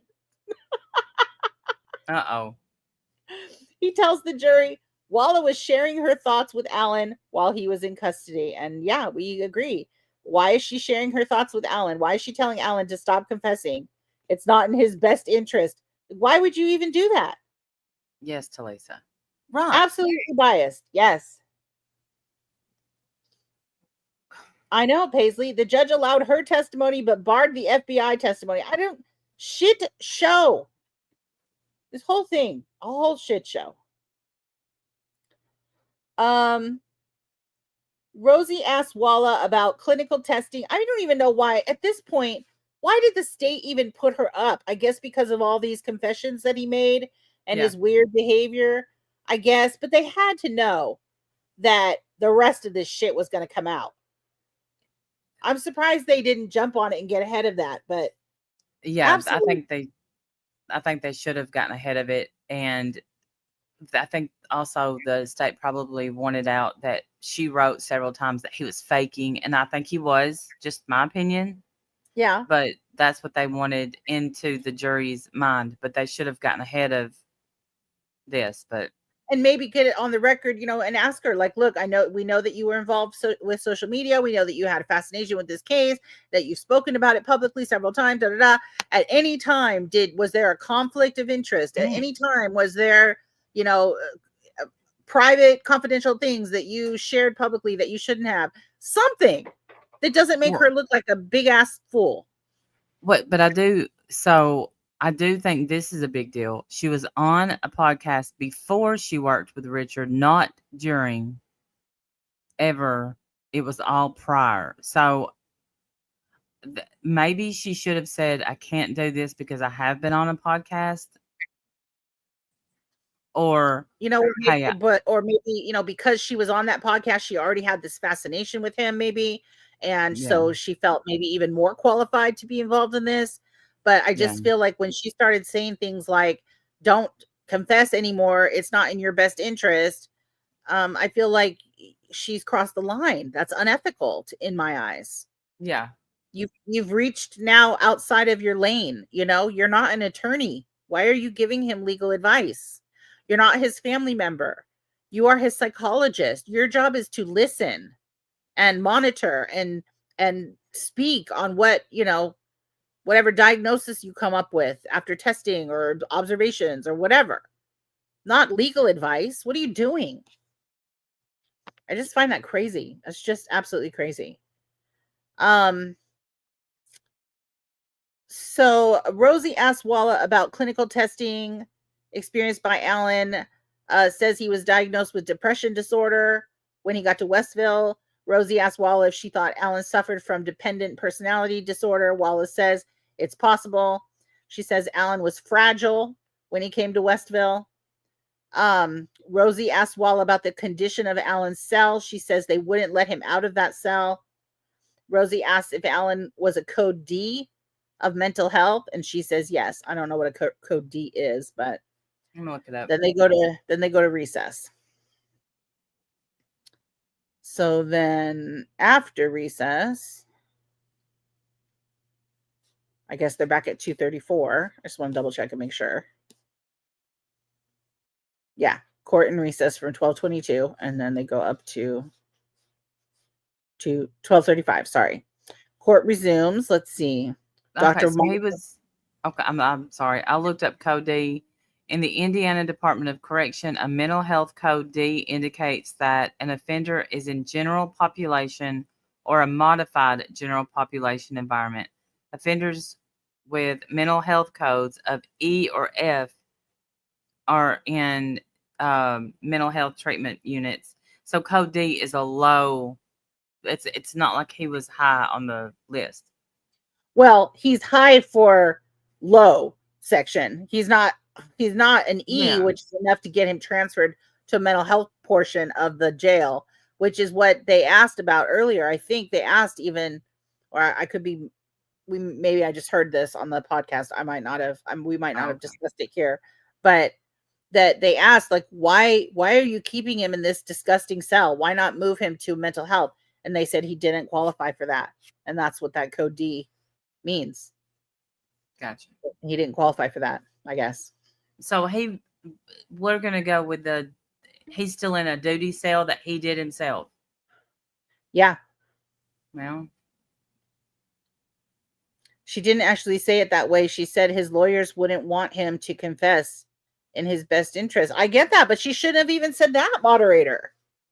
She shouldn't have said anything like that, I don't think. Yeah, he was in a one-person cell for his protection because of the nature of the crime. He was not safe in general population. So he had to be in that kind of a cell. And yeah, it's gross. It's jail. You shitting all over the place and smearing it or doing what else, that's not helping. But it is, that is what you got. It's not supposed to be a vacation. Right. So, let's see. Did we do all this already? We did. We did all this already. Okay. So the defense attorneys have made a new request at this point to tell the jury about Odinism. The judge, as far as I know, threw this out over the summer, but the defense attorneys keep wanting to bring it in. So I guess they made a request asking the judge to admit evidence about a connection between Odinism and the murders of Abby and Libby. It's the second such request filed by Alan's attorney since testimony began in this trial, and they're going to do it again when the prosecution rests. They're going to do it again. So, but the judge has already thrown this out, so I don't know. The judge has already previously rejected the defense rejected the defense request to present the ritualistic sacrifice theory to the jury. So I guess that's not gonna. Oh, she did not indicate when she might rule on the request, so we didn't get very far with that. Let's see. I think it gets let in. Does it not? So far where I'm at, it doesn't. But maybe day 13, 14, 15, 16. I mean, we've got days ahead of us, so don't know. Okay, so court's back from recess. Walla is still on the stand discussing Alan's mental condition during 13 months at Westville. Alan's defense attorney, Brad Rosie, continues his cross-examination, asking about what, quote, discovery is in this case, and later asked her to elaborate on Alan's condition when he was booked into Westville. She said Alan's had symptoms of depression, confirmed that Alan was considered a safekeeper, which is an inmate transferred from jail to prison without a present conviction, because typically people in prison have been convicted of something, and he was still awaiting trial. Yeah. And that's, I guess they call that a safekeeper. Yes. I guess for his own safety, he went to prison. They're holding him at the prison. She added there may have been other safekeepers at that prison, but they didn't stand out. According to Walla, Alan did not have orientation or training when he arrived there. So they just dumped him in a cage. Walla described his counseling cubicle as 3 feet by 3 feet. Rosie called it a cage. It's all we have, Wallace said of the cubicle. Once he's in the cage, they would take the shackles off. Wallace confirmed that Alan's transport in the cubicle, or dog cage, as Rosie put it, or Rosie put it. He keeps changing it. It's a cage, now it's a dog cage. Rosie put it was not a pleasant experience. Oh. That's a shame. In December 2022, Wallace said Alan pushed for his innocence. In a later report, Alan told Walla he could not get a toothbrush from the commissary and could not visit his wife. He said he felt that he was being treated worse than others convicted of crimes. He also expressed concerns about roaches in the facility. Yeah, from what I understand, there were roaches and rats in his cell. And supposedly they're tearing that whole cell down and building a new one because it's so gross. Rosie asked Walla to confirm that Westville was in the process of building a new facility and tearing the original down, which she did. Yeah, we just said that. Wallace said in a report from April 4th, Alan was experiencing suicidal ideation. On April 13th, she ruled that Alan had a grave disability, which prompted discussion to involuntarily inject Alan. I think this is more Haldol. Wallace did not specify what he would be injected with, but later reported that his cognitive state was getting worse. I don't know if I've heard Haldol, that he was injected with Haldol, which we talked about just a second ago, as a antipsychotic. Yeah. But she doesn't specify here what it was, just that he's getting worse. Let's see. Alan received his first injection sometime in April, a second one in May, a third one in June. According to Walla, the shots were supposed to last for 30 days. So that's why he's getting them every month. Rosie told the court that Alan confided in him that the shots weren't working and added on May 18th, Alan had 2 black eyes. Walla continued saying Alan's third shot was different from the first 2. This one, quote, aimed at stopping the headbanging. Oh my God. So they're trying to put him in basically a straitjacket, a medical straitjacket. Wallace said Alan... Was he trying to kill himself? That's what it sounds like. He's banging his head again. I don't know if it's more attention-seeking behavior, more look at me, I'm crazy behavior. Right. Self-injurious. Who knows? Who knows at this point? Wallace said Alan's eyes were bulging. Rosie added that they were bulging out of his head as a result of his depression. In August, Walla noticed Alan's eyes were no longer protruding out of his head like they had been in the past 4 months. In November, Alan weighed around 174 pounds compared to the approximately 250 pounds he weighed when he arrived at Westville. Wow. What's that, like 80 pounds or so? Mm-hmm. Jesus, 75 pounds or so? Well, that's what happens when you refuse to eat 3 days at a time, I guess. I suppose, yeah. Oh, my God. Wallace said she didn't have any idea what the discovery documents included. She also mentioned a psychiatrist named Dr. Martin, who helped treat Alan and helped administer medicine. Wallace said Martin helped with the backlog of mental health care needed at Westville. And he is the psychiatrist, right? Yeah, the psychiatrist is Dr. Martin. Rosie then said Walla destroyed notes she shouldn't have, prompting a back and forth between the attorney and the doctor. The notes in question were notes she documented during meetings with Alan, which she later put together in a Word document. And that was what we were talking about earlier, that she would handwrite these notes and then later type them up. And the defense attorneys get after her for that. Walla continued confirming Alan had a mental illness, and it was reasonable to believe solitary confinement contributed to that. Department of Corrections policy states that inmates should not be kept in solitary confinement for more than 30 days if they have a severe mental illness. Richard Allen was in solitary for 13 months. But are they talking about the cage, the open place where he was kept, or was he in brick walls solitary? I don't know. Yeah. This is my entire sentence. I know. I just wonder. I wish I knew. This is my whole sentence. This is all I have on the topic. It's ridiculous, right? It is.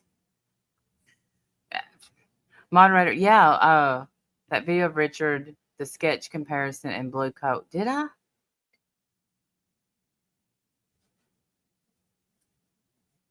Yeah. Yeah, she was up here when we watched those. Yeah, I think I was up here when we saw those. Yes. Yeah. And I noticed that, I think I pointed out that he has a hat on in every picture. Yeah. And every video. And there's hat people and not hat people. And he's a hat people, obviously. He's a hat person. And he had that blue jacket that looked very similar to the one on the bridge. It did.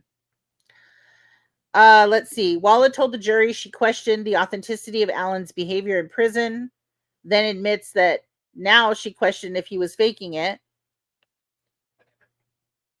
Let's see. Wallace said written notes from her meetings with Alan were always properly put into a Word document and that she had to toss out the handwritten notes due to the nature of the case. I just think that's crap. That is such crap. She should have at least taken a picture of them. Put them in your log files. Honestly. Take a picture of them and then upload that at least. Like you could have, there's things you could have done. I just, that's so suspect to me. Let's see. She told the jury that she was interested in the case prior to treating Alan. She said she spoke with 2 supervisors before taking Alan as a patient. The supervisors did not have an issue with Walla's interest in the case. She confirmed and added that Alan came into the prison on Prozac. His dosage was later adjusted. So she knew, or her supervisors knew, that she was interested in this case before she even got him as a patient, and they didn't care. They were fine with it. She mentioned she told Alan he had supporters on the outside, which was in reference to Alan saying he was sexually abused. So he tells her he's sexually abused, and she says, you have supporters on the outside. Does that not seem weird to anybody else? Is she a fan? Right? What are you talking about? You have supporters on the outside.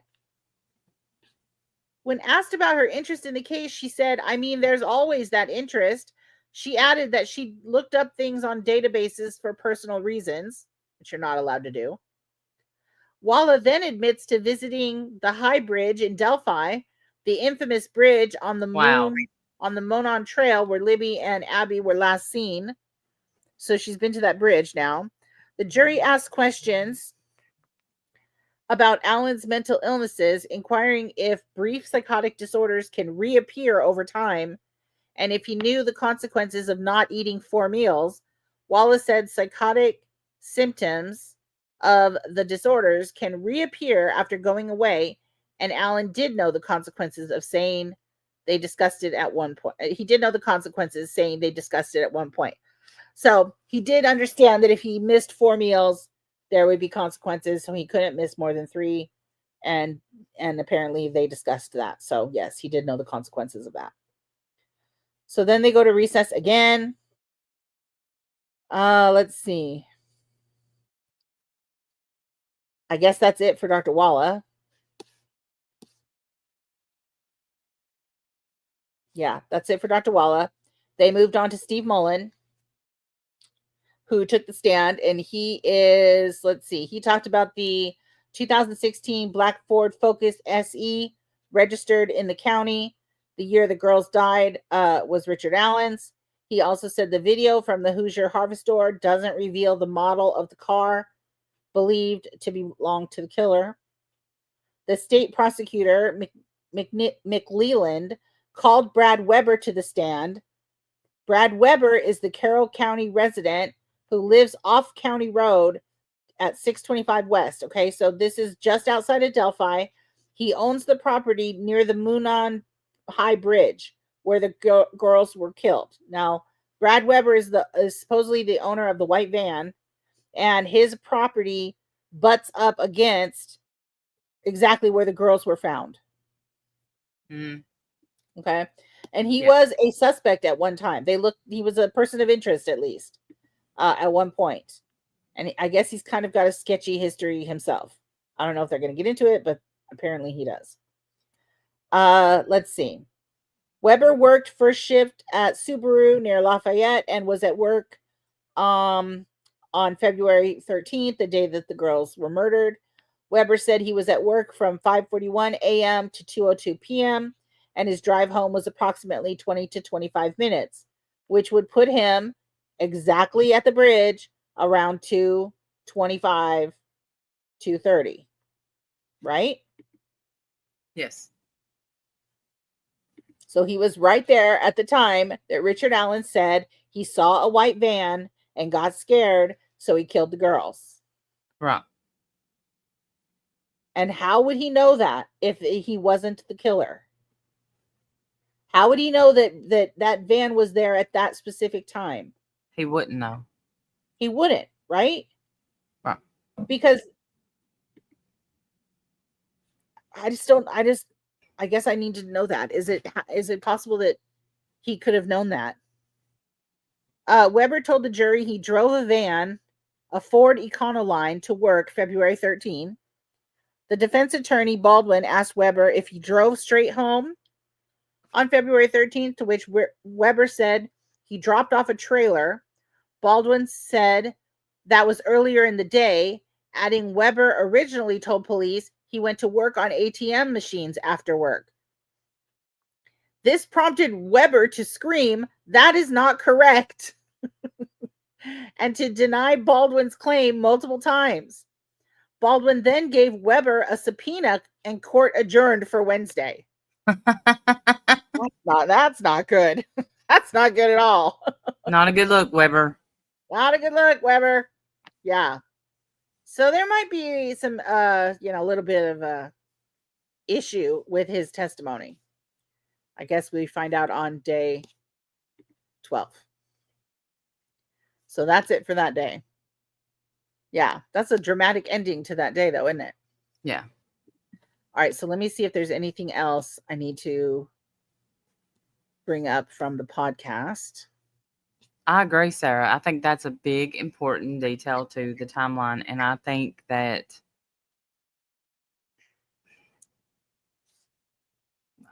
the more I learn, the more Richard Allen is not looking innocent. Yeah.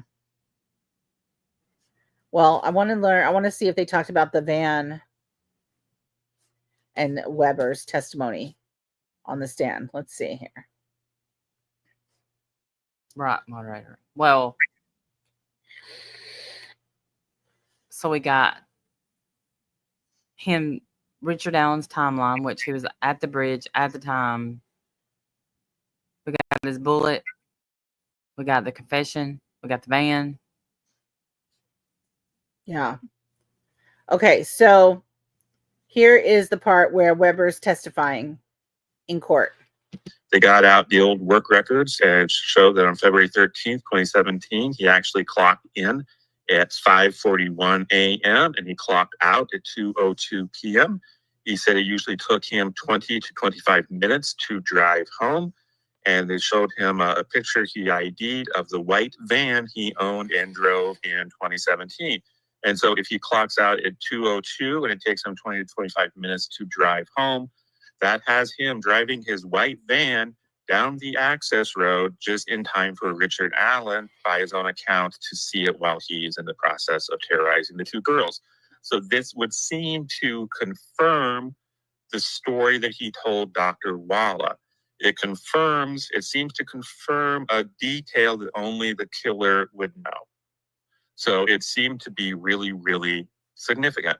And so then it fell on Andrew Baldwin to do the cross exam. And the first thing he said was, well, Weber, you were out of town the week before.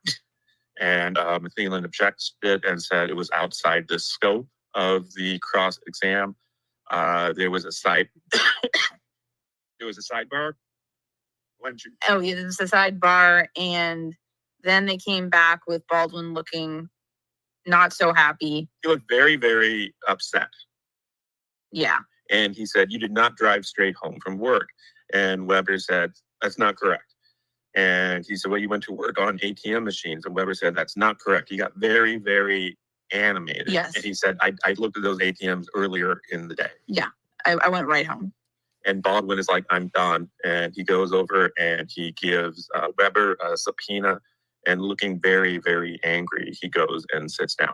So he did not, I don't know what the devil he was trying to suggest with Weber being out of town the week before. Maybe he was at an Odinist convention. But All right. He did not touch, he did not injure or impugn in any way the story Weber told about driving a white van near the crime scene at a time Richard Allen says he was committing the crime, and a time Richard Allen says he saw the van.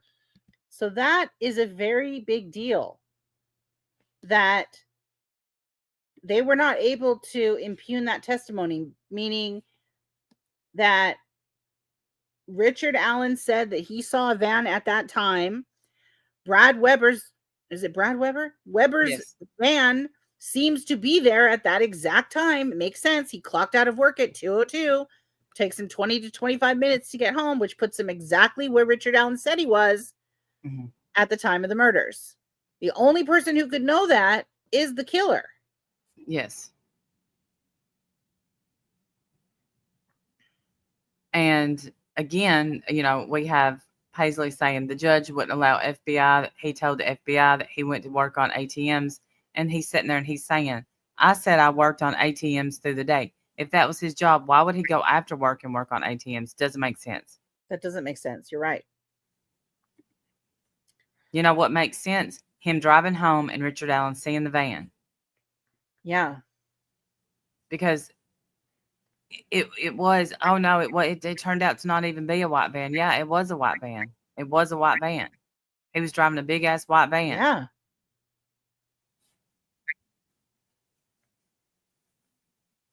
Yeah. Let's hear some more of this. Okay. In this convention. I'm going to bop it back just a tiny bit. He did not touch, he did not injure or impugn in any way the story Weber told about driving a white van near the crime scene at a time Richard Allen says he was committing the crime, and a time Richard Allen says he saw the van. And this is the detail that has not been published before. So he did not touch that at all. So again, the scenario now has been outlined by the state is that Richard Allen abducts the girls and forces them down the hill. They end up on this access road. Before he can carry out his plan to, let's also mention this. One thing that was interesting is in the Walla confession, wasn't it mentioned that he thought they were older? He basically thought they might be older than they actually were when he started following them. And then estimated that, as he was following them, I guess could be anywhere from 11 to 19. But he didn't care either way. Either way, he abducted them, then forced them down the hill, was preparing to sexually assault them. When that is interrupted by the appearance of a white van, he panics, forces them across the creek where he slaughters them. And that is what he makes sure they are dead. He puts sticks on them and then flees the area. So that is the new sort of time, breakdown of the state as far as its theory of the case. And that is very much bolstered by this white van situation. This is something that, how would you know that? How would you possibly know that? Unless you were there doing what you said you were doing. Yeah. So, and the defense hasn't, at least on this day, they did not find a way to fix that. It still very much looks like exactly as the state outlined it, and exactly the way Richard Allen confessed to it to Dr. Walla. I did this. I was scared by the white van, so I rushed them over and killed them. And at the exact same time, Brad Weber is coming home in his white van, would be exactly at the same location that Richard Allen said he saw it. There's no other way for that to, and the defense has nothing. The defense has no way to fix that. No, they're trying to. Hey, Lori C, good to see you. They're out. Yeah. Yeah. So, all right. So that's 11. So 12. Let's see. Let me go to day 12.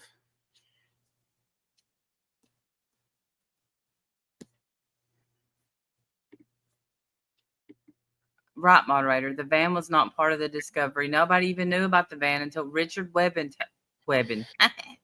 Richard Allen told about the van. Nobody even knew about the van. I think that is what's getting lost. Is nobody knew that he saw the van until he said he saw the van. Right. Right. All right. So day 12. Let's see.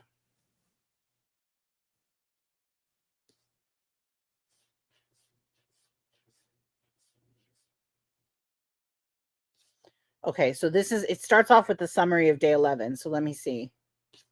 Right. Let me see about more Brad Weber stuff. Okay. Here, I can pull it in so you can see it too, what I'm looking at.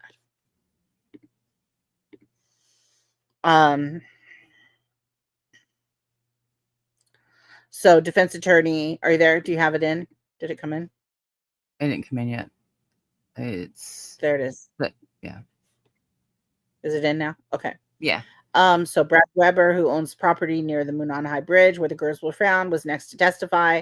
On the day the girls went missing, Weber told investigators that he went to work. After that, he worked on ATM machines. Defense attorney Baldwin asked Weber if he drove straight home after work, to which Weber said he dropped off a trailer. Baldwin said that was earlier in the day, adding that Weber originally told police he went to work on ATM machines after work. This prompted Weber to scream, "That's not correct," and to deny Baldwin's claim multiple times. Baldwin then gave Weber a subpoena, the details of which were not disclosed, and the court adjourned. So I guess Baldwin is the only hope that we have, is that the jury remembers that previously, or believes anyway, that previously Weber told investigators that he went to work and then after that worked on ATM machines. Now, do they have that somewhere? Do they have a recording of that? Do they have any kind of signed affidavit, anything that can back that up? I have no idea. But if they don't, and all they have is Brad Weber's word, then it kind of, like I said, it supports the state's theory. But you still have Richard Allen out of nowhere, 5 years after this all happened, saying, "I saw a white van."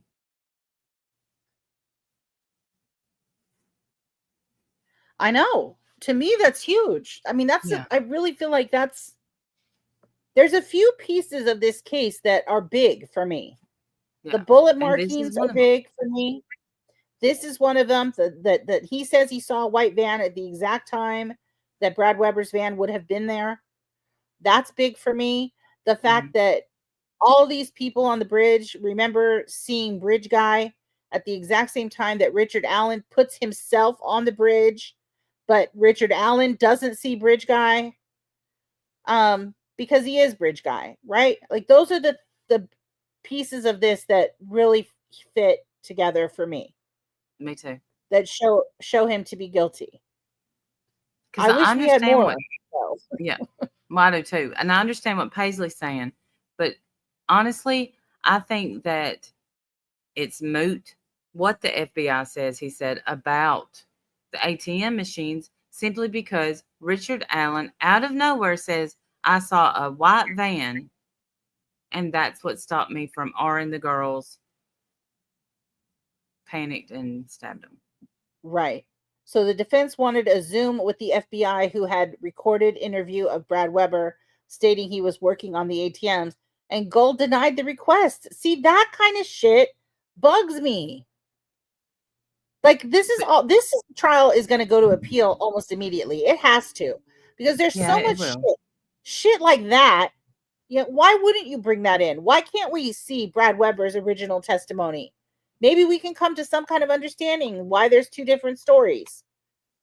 That kind Yeah. of stuff bugs the shit out of me. Like, you're hiding information, and I don't like it.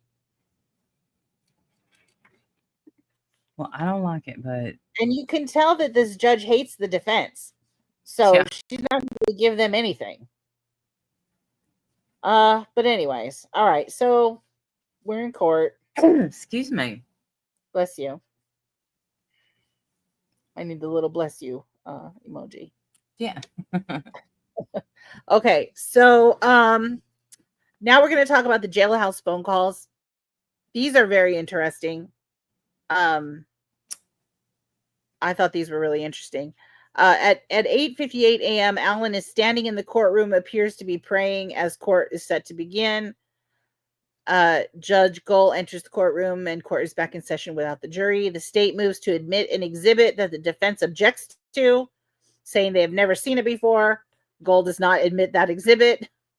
The state moves to admit photos of Allen from his phone, arguing that they would like the jury to be able to see what Allen looked like before his arrest.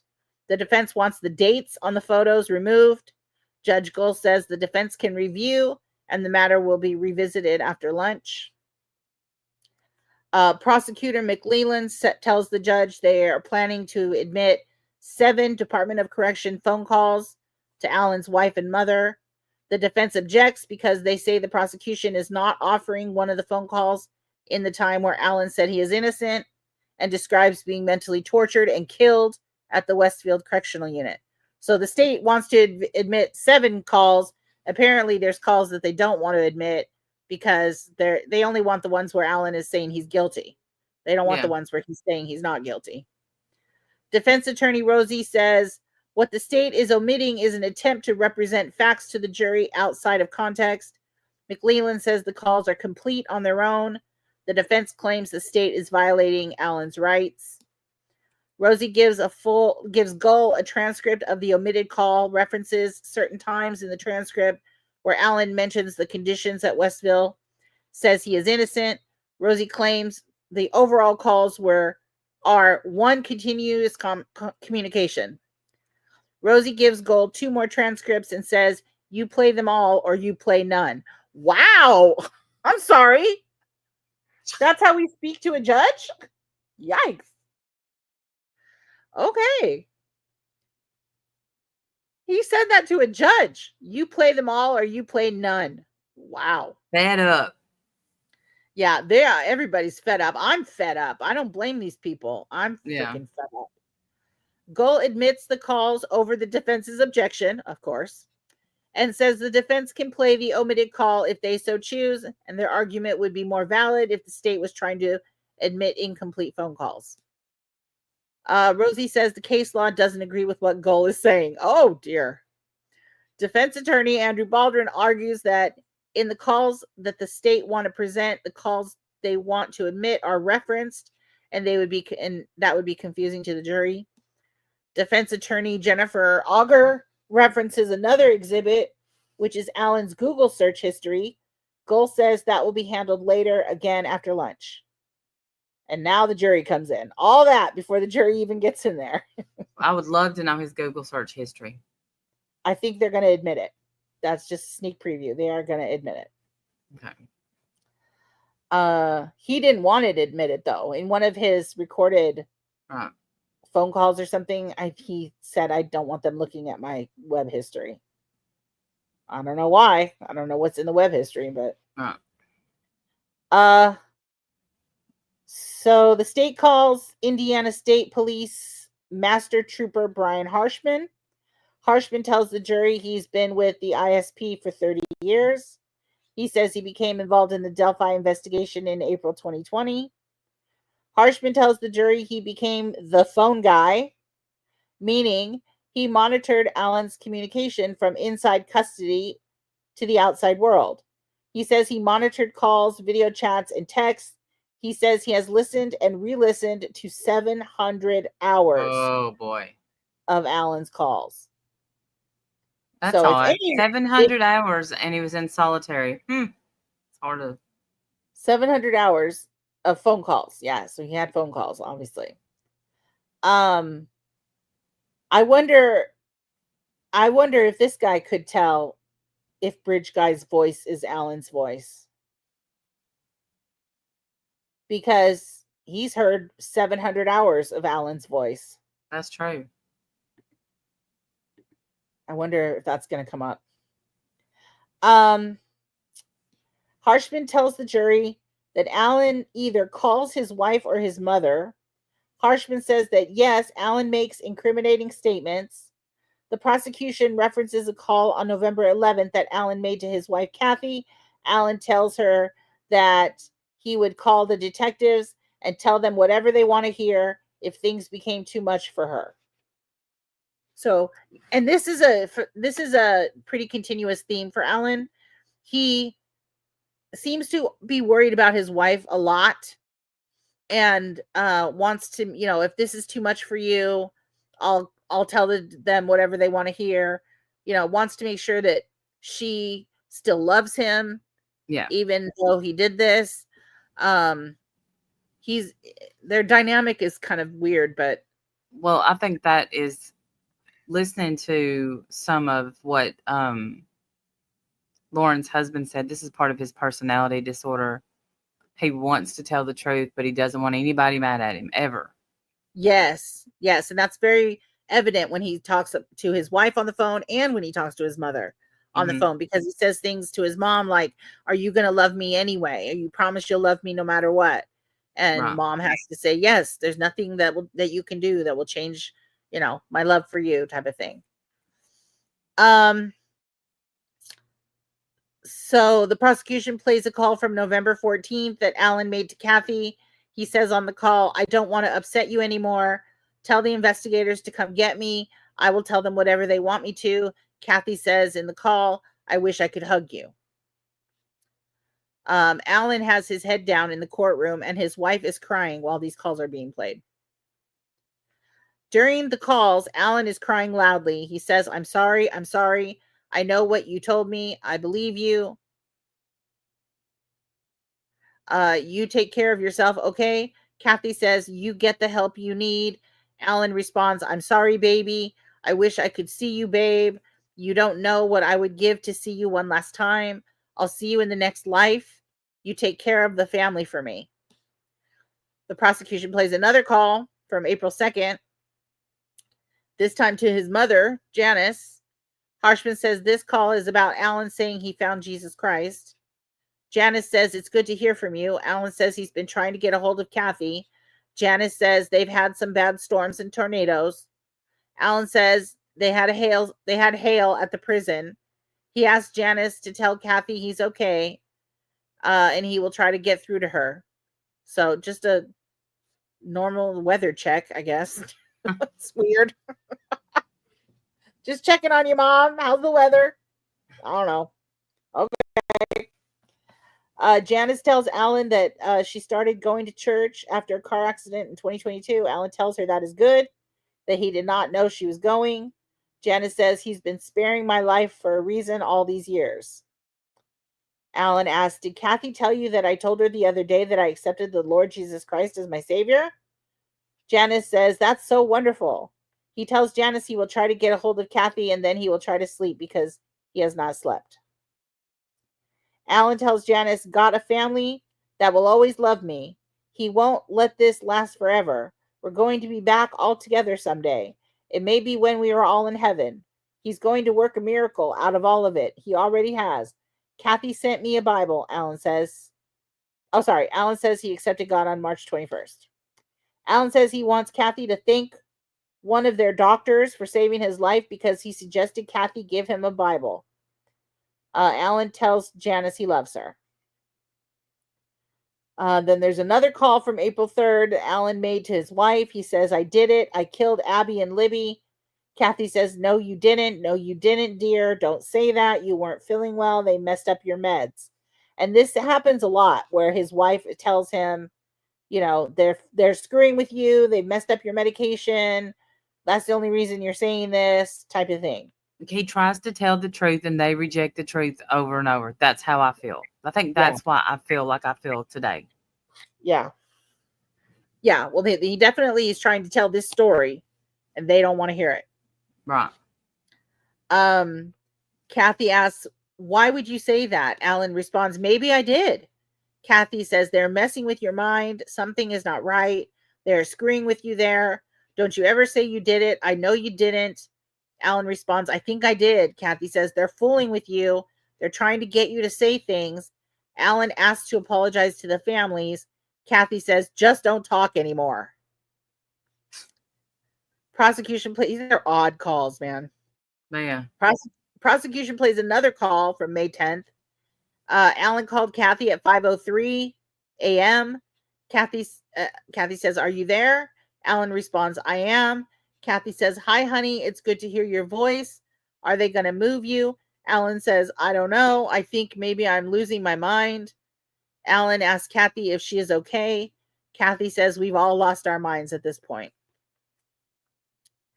Alan then asks Kathy if he can trust Brad and Andy, his attorneys. Kathy says, yes, they are our lawyers. Alan says, I think I need to tell you something. I need you to know that I did this. Kathy says, dear, there's no way. I love you, honey, but no, you have not done anything. You are not well. Alan says again that he is losing his mind, and he says that it feels like it's taking forever. I'm just trying to be at peace with everything. Kathy says, oh, that was Kathy that said that. So sorry. Alan says that he's losing his mind and says it feels like it's taking forever. Kathy is the one who says, I'm just trying to be at peace with everything. Alan says He had a dream that he needed to let Kathy go. Kathy says, "You're dreaming things again." Alan says, "I have to let you go. I have to let you know I did it." Prosecution plays a call from May 10th. The call is from Alan to his wife. Alan asks, "I need to know if you still love me." Kathy responds, "I do." Alan asks, "And everybody else will as well, honey?" Kathy says, "Yes." No. So he's very concerned that everybody's still going to love him after all of this. Let's see. Alan says, "I may have to spend the rest of my life in here. I don't understand." Kathy says, "You're not well." Alan says, "I'm well. Yes, I am, honey. If I get the electric chair." Kathy says, "That's not going to happen. This isn't right. They've messed you up so bad." Alan says, "I did it. I've got someone listening to me right now." Kathy tells him, "No, you didn't. We're going to be back together." Alan tells her, "I've been trying to let you go." She responds, "I'll be with you. Please stop talking." Ugh. So then they play another call from June 5th. Between Alan and Kathy. Kathy says, "Get your coffee or snacks, whatever you need, babe." Alan says, "Hates using that money when I don't even know where it came from." So I guess somebody's put money on his commissary. He doesn't know who at this time. And so Kathy's like, "Just get your coffee and your snacks. It's okay, And he's like, I don't like using this money. I don't even know where it came from." Kathy says, "It doesn't matter. It's in there. Everyone is thinking of you." Alan says, "I feel like I've lost my mind, like I'm in hell." Kathy tells him, "Well, you're kind of living it right now." Alan says, "She knows that I done it, right?"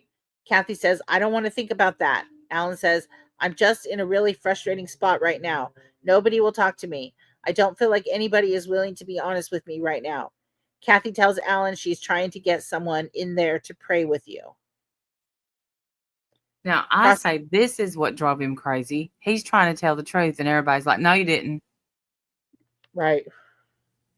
He doesn't know who he can talk to. He can't get anyone to listen to him, he's saying. He can't get anyone to see him. No one will come and talk to him. She's trying to get somebody in there that'll pray with him. So I think he's going crazy right now. Yeah. Nobody wants to let him even say what he's trying to say. His wife won't even hear it.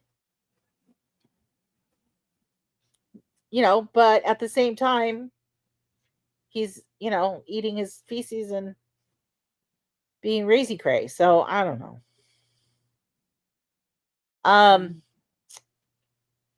The prosecution plays a call from June 11th between Richard and Kathy.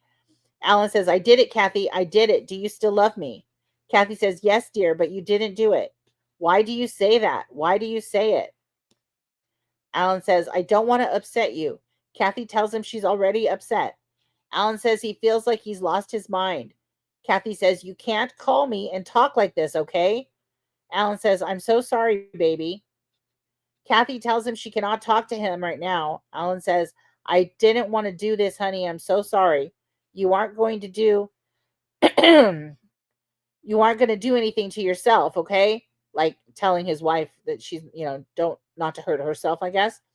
And he says, "I'm probably going to have to kill myself now." Kathy says, "Stop. You can't call me and talk like this." Alan asks, "Why are you so mad at me?" She responds, "I'm not mad. I'm upset."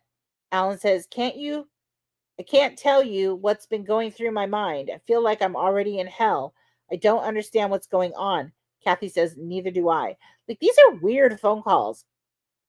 And I don't know if these are like bits and pieces of the phone calls or if this is just how they talked, but there's no, I'm not even hearing, "Hey, how are you? How's kids? That's because when he gets on the phone, he's trying to confess, and she's like, nope, I don't want to hear that." Yeah, she doesn't want to You're hear being tortured. They're doing this to you. They're just Yeah. Alan says, "I guess I'm going to have to just, basically stop calling. I'm sorry." Kathy says, "You can't call and talk like this." At this point, Harshman describes Alan's demeanor as subdued and that he believed he was not under stress. So he's calm again, Mm-hmm. he's not like freaking out saying these things. He's very calm and saying them. So the prosecution moves ahead to August of 2024. He shows the jury a report from Dr. Monica Walla, the psychologist that worked with Alan. In the report, Alan described what he did on the day of the murders. In the report, Alan said he went to his parents' home, didn't go to lunch with them. He bought a 6-pack of beer, drank 3 of them, and went to the trails. He said he saw the girls and did something to his gun, and a bullet fell out. He told them down the hill. Alan said in the report that he thought the girls were older. He intended to rape them. Then he saw a van and killed them. Then he covered their bodies with sticks and left, according to the report, which we do know. We know that. We just went through that. Mm-hmm. Harshman tells the jury this is the first report he'd seen with details from Alan on the crime. He says the detail that stuck out was about the van. Prior to that, he had not heard about a van. The only person that would have seen a van there would have been Libby, Abby, and the person that killed them. Yes. Yeah. That's what Harshman told the jury. Harshman tells the jury that he looked up to see who lived at that residence and found out who owned it. He ran a BMV check on Brad Weber, the man who owned the property. Harshman realized that Weber owned a 2040 Econoline van. The states enter the van as an exhibit. Harshman says he got reports from Weber early on in the investigation. He said that he interviewed Weber in August of 2024. He said that none of the reports from the day of the murders reported that Weber drove a van. So that wasn't in any of the reports early on, I guess. Right. Harshman said he didn't think those reports were public. He tells the jury he filed a report on his interview with Weber. So he filed a report on his interview with Weber. It's important to note that Dr. Walla testified Wednesday that Alan made the specific confession involving the van in May 2023, and that Harshman interviewed Weber in August 2024. I don't know why that's important.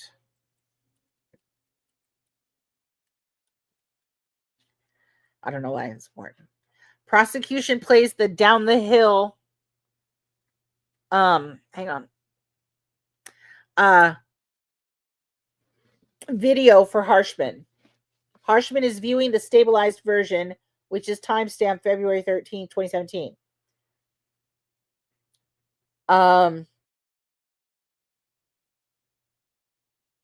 I think Harshman said that the voices matched during that time. Why isn't that there? Hang on a second. Let me see if I can find it. No, he wasn't a pharmacist.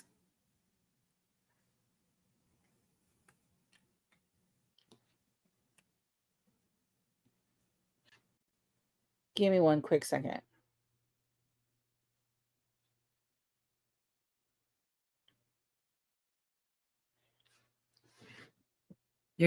I'm sorry, Paisley. You cannot take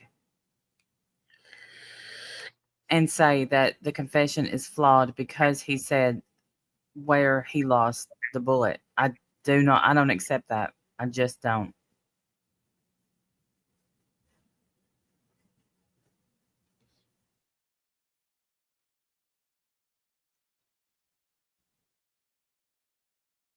Well, he parked in a way where they couldn't see his license plate and all that stuff, too. That is.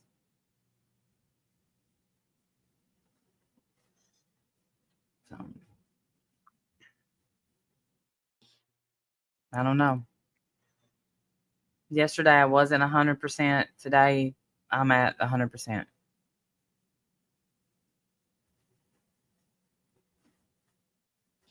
He knew he dropped that bullet the first time he saw it.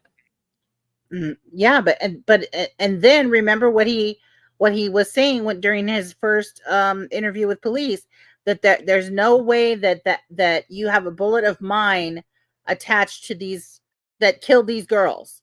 You know, Right. he was really specific to say that he didn't kill them with a bullet. Right. He didn't say that he didn't drop a bullet or that he didn't have a gun on him. Right. He didn't say that at all. He did say he didn't have a gun on him at first.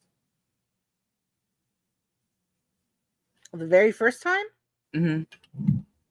I know he did it. I know he did at one time. I just didn't know if it was the very first time. In 2022, when he confronted him, he said, I never had a gun there. Okay. I'm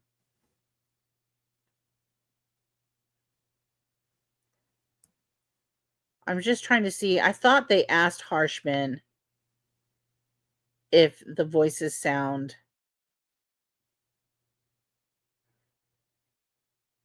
here, right here. See if this is... And there was laughter in the courtroom. Nobody knew. I don't think even Rosie knew. I don't think Rosie knew either. I mean, like, he just talks. Can I just say the part where he just started going at Harshman for doing his job? Like, you get alerts when he sends a message, don't you? Yes. Like, you're tracking him, really closely, and you're listening to his calls. It was like, what? Like, I get what he was trying to do. He's trying to say his prison conditions are so horrible because people are listening to his calls. But, well, we can talk about redirect later. But it was just like, I don't know. I thought Harshman did a good job. He was just very, like, matter of fact, very... Is that too fast? Very nonplussed, just kind of like, whatever, you know what I mean? Like, but like he had a good demeanor on the stand, I thought. Right. You talked about redirect. So redirect begins after lunch by playing the call that kind of got lost in the technological problems earlier in the day. This is was this May 17th, 2023? Is that the date? Or is it March 17th? My handwriting is very bad. What do you have?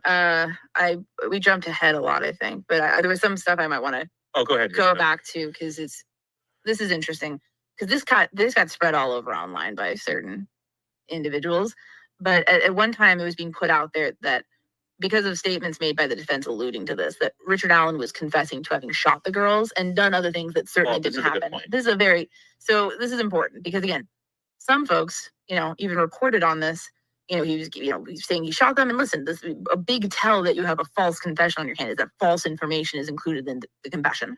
So I don't even know why Rosie brought this up, but he brings up, didn't he say he shot the girls? And Harshman comes back with, quote, that came from an inmate companion. There's no recording or video of him saying that, end quote. He also disagreed with Rosie's contention that there's falsehoods in the confessions, saying again, so this is what I've been saying for a while, because I feel like that would have been an absolute gift to the defense for them to trot out and be blasting constantly. It would be a great point for them to make because they could say, look, he's here he's rambling and telling Kathy how he shot them. No, they weren't shot. And so their point is in all these confessions, he's never once given wrong information. Ding. I mean, that's pretty interesting. Yeah. Just he's out of his mind and he's saying whatever. And that would have been, to me, a huge win for them. But instead, people who haven't covered this for a long time do not understand this. But this defense team has a history of writing checks that bounce.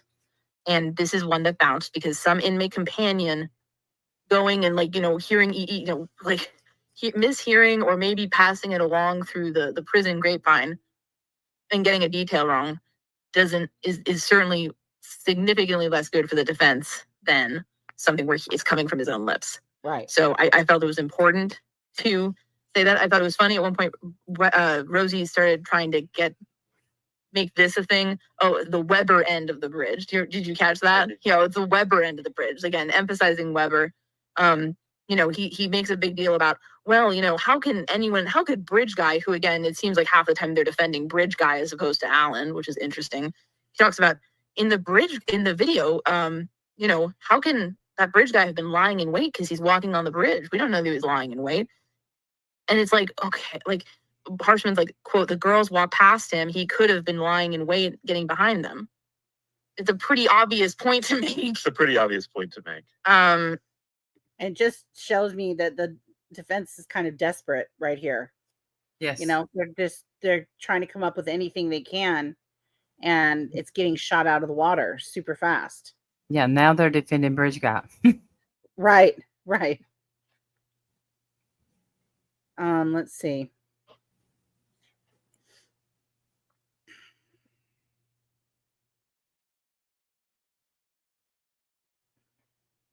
That's right. What Wee Ted's mom said. What is she Absolutely. saying? I can't see the chat. What is Well, she that saying? Paisley should be, would be good on the jury because she's looking at all aspects. Oh, yes. No, and I appreciate that too because, like we've been saying from the beginning, Right where this is it. This is what we have. We don't have cameras in the courtroom. All we have are these other people that are in the room. We're seeing it through their lens. Yeah.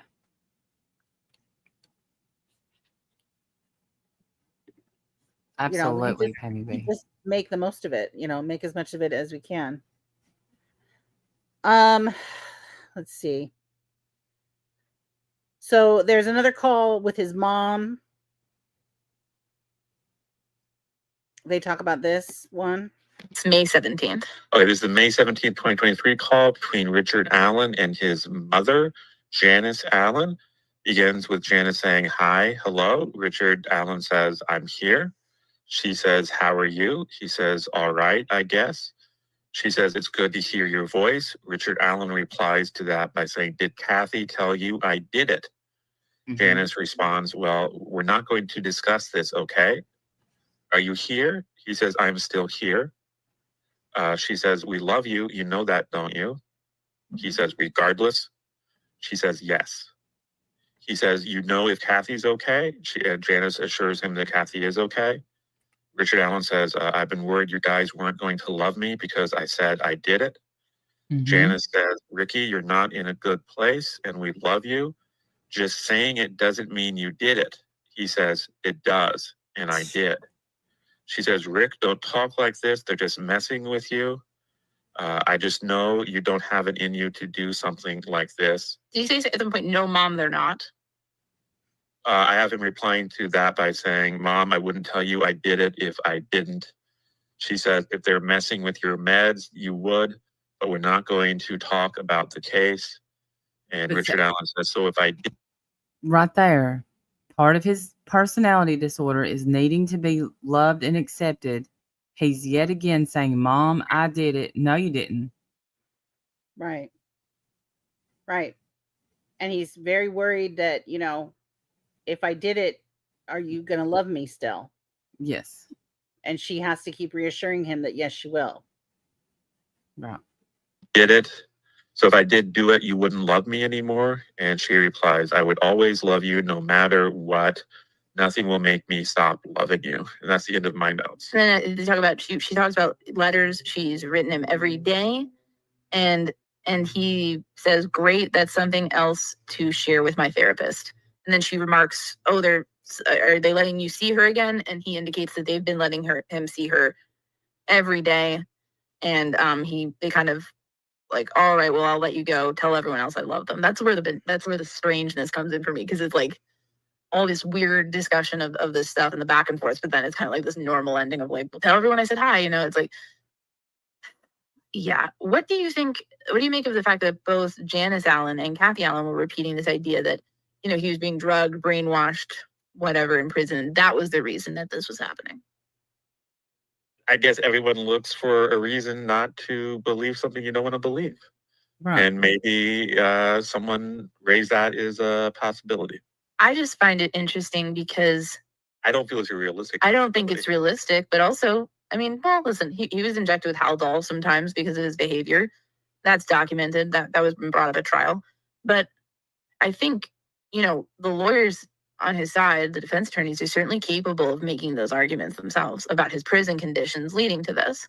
And I'd be really interested in their portion of this trial. Now that it's their time to present, it's their time to put on a case.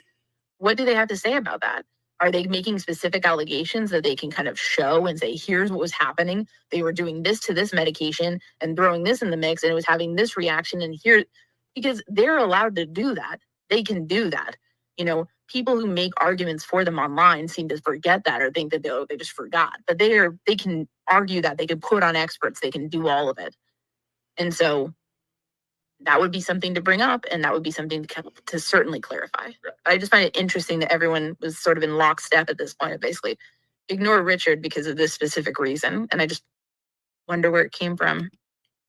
Right. So they're saying that, you know, his wife and his mother keep saying, you know, they're messing with you, they're messed with your medication, you're, you know, basically living in hell. All, you know, all of this stuff. And so what they need then is the defense to come back and say that, or explain how that's true. Show us how you messed with his meds. Show us how they, you know, the living conditions were so terrible that it would mess up his psyche. Because all we've heard so far from Dr. Walla is that he's faking all of this. He's doing it for attention, whether they mess with his meds or not. So that's, you know, I think that's a good point that they brought up anyway. I just think it is. Yeah.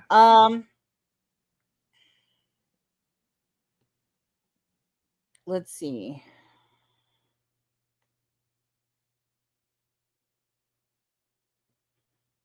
Okay, so here's some more of Harshman. And Harshman said, yes, there have been times where he has been violent there and needed to be restrained. He said, well, as a matter of fact, just over our lunch break, I saw a video taken from Cass County Jail, and it showed Richard Allen screaming loudly, pounding on the door of his cell and telling the guards he is going to fucking kill them. And Nick McClellan wanted the jury to see this video.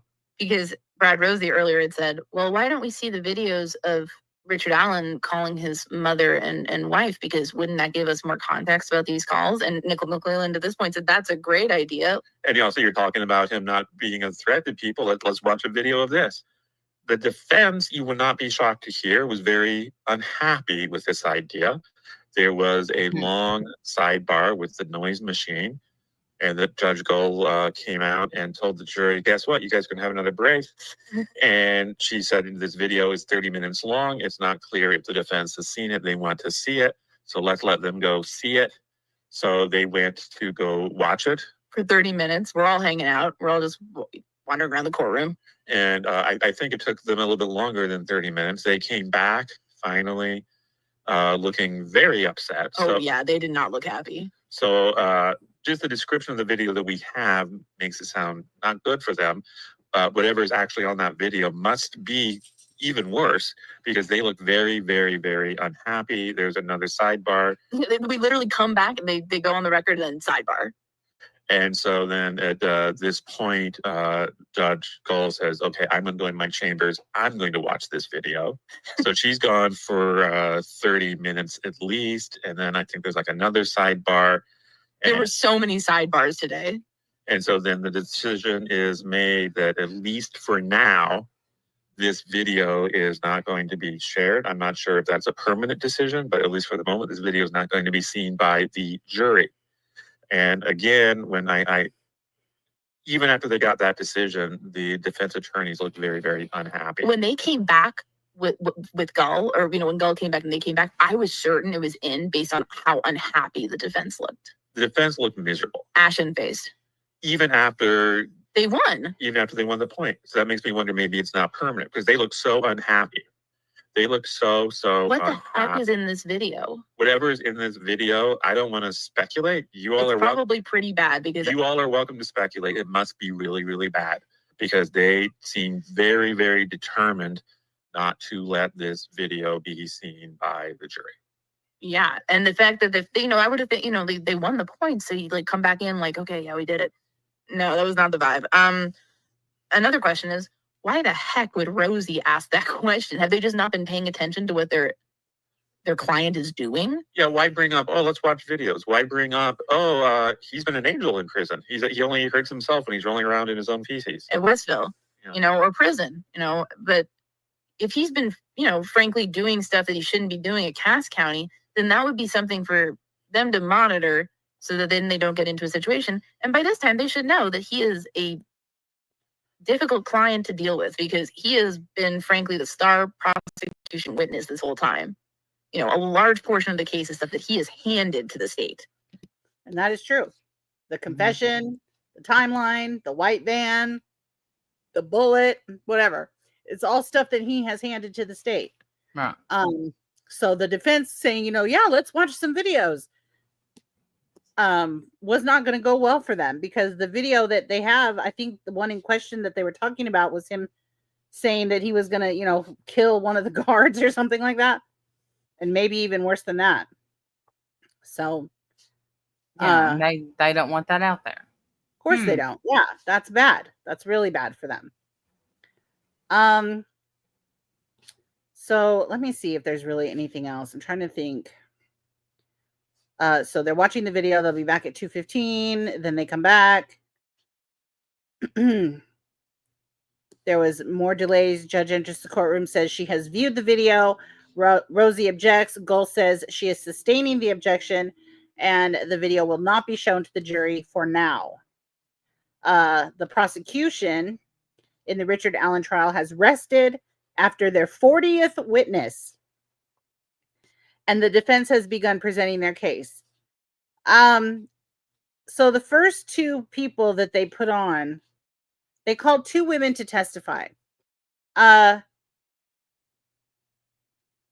Let's see. The first witness was Cheyenne Mill, formerly Cheyenne Ingalls of Winnemac.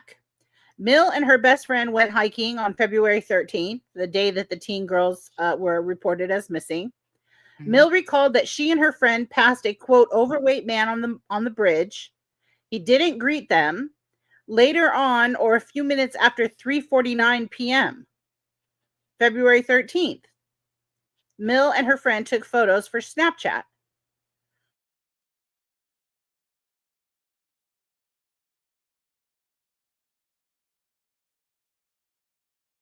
Hello. 49 p.m., right? 2 weeks after walking on the bridge, Mill talked to police in the parking lot of the Indiana Beach amusement park. She'd reached out to police February 14th after she'd learned the girls' bodies had been found, but didn't talk with them until February 28th. She told police that she never saw or heard anything or saw anyone in the woods. She did see a lady and a man who were frantic and had a moped and were suspicious. Mill also shared her photos. Nice. She's nothing. You're telling you have nothing, is what you're saying. You have nothing, Mill. Yeah.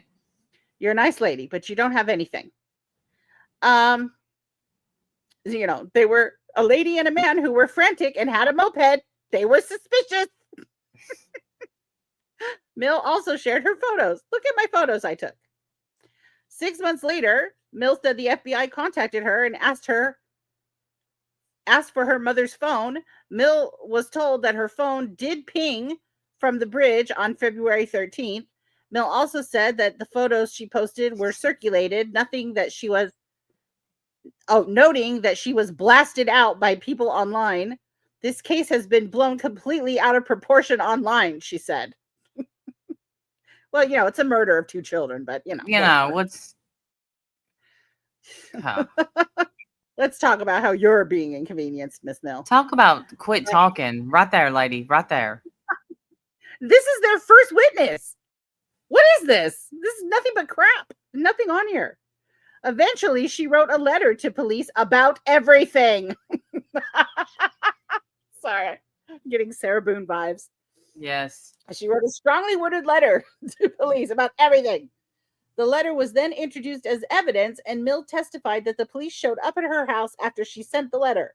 They asked a question about the friend she'd walk with on the trail. The prosecution asked Mill about what she told the police on February 28th. She said she told the police that she passed a man with what she thought was a camera around his neck. She also clarified details about where she was on the bridge and when. The jury asked Mill these questions. Did you see or hear any vehicles on the road under the bridge? Mill noted that the former railroad bridge goes over water. Did it take you 6 minutes to walk across? Mill said it took about 10 minutes. That was it. That was their first witness. They came out swinging. They came out swinging. Their first witness is testifying that she saw nothing, heard nothing, can verify nothing. Only somebody with a moped looks suspicious. That's all she's got. Okay. So then they brought up Teresa Liebert. I'm not sure how you say that. She said she lives near Brad Weber. This one's even better. Who police had questioned in their investigation in the girl's death. She recalled that when what she described as a strange occurrence, okay, strange occurrence on the morning before the girls were reported missing. A man standing near the mailboxes at the driveway into the homes of herself and Weber. She also saw a parked car. That's it. That's all she had.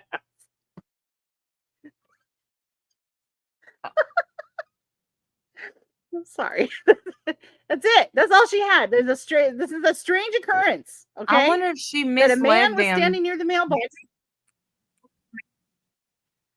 I don't understand. I don't understand why the moped is suspicious. Agreed. Very suspicious. But this man standing at the mailbox, no idea who he is. Could have been a high school student. No idea. Yeah, it says right here. Could you have seen a high school student? Because school was out that day. And she said no. No, it was a strange man. Okay. A mail stealer, if you will. It was stealing the mail. That's right. She said, I've never seen that man before or since that day. Okay. That was it. That was the two final witnesses. And then they went home. That was the court ended that day. Let's see. Gold ruled that she is going to allow jurors to hear about Allen's Google searches and denied letting the jury see photos of him before he was arrested.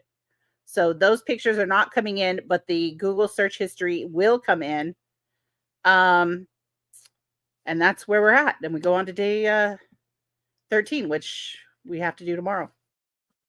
That was day 12. So yeah, defense came out swinging with two nothing burgers, ridiculous witnesses that said nothing and brought nothing to the case.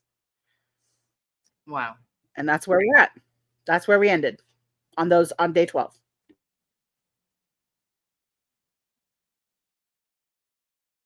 I think that day 11 and 12, 10, 11, 12, 9.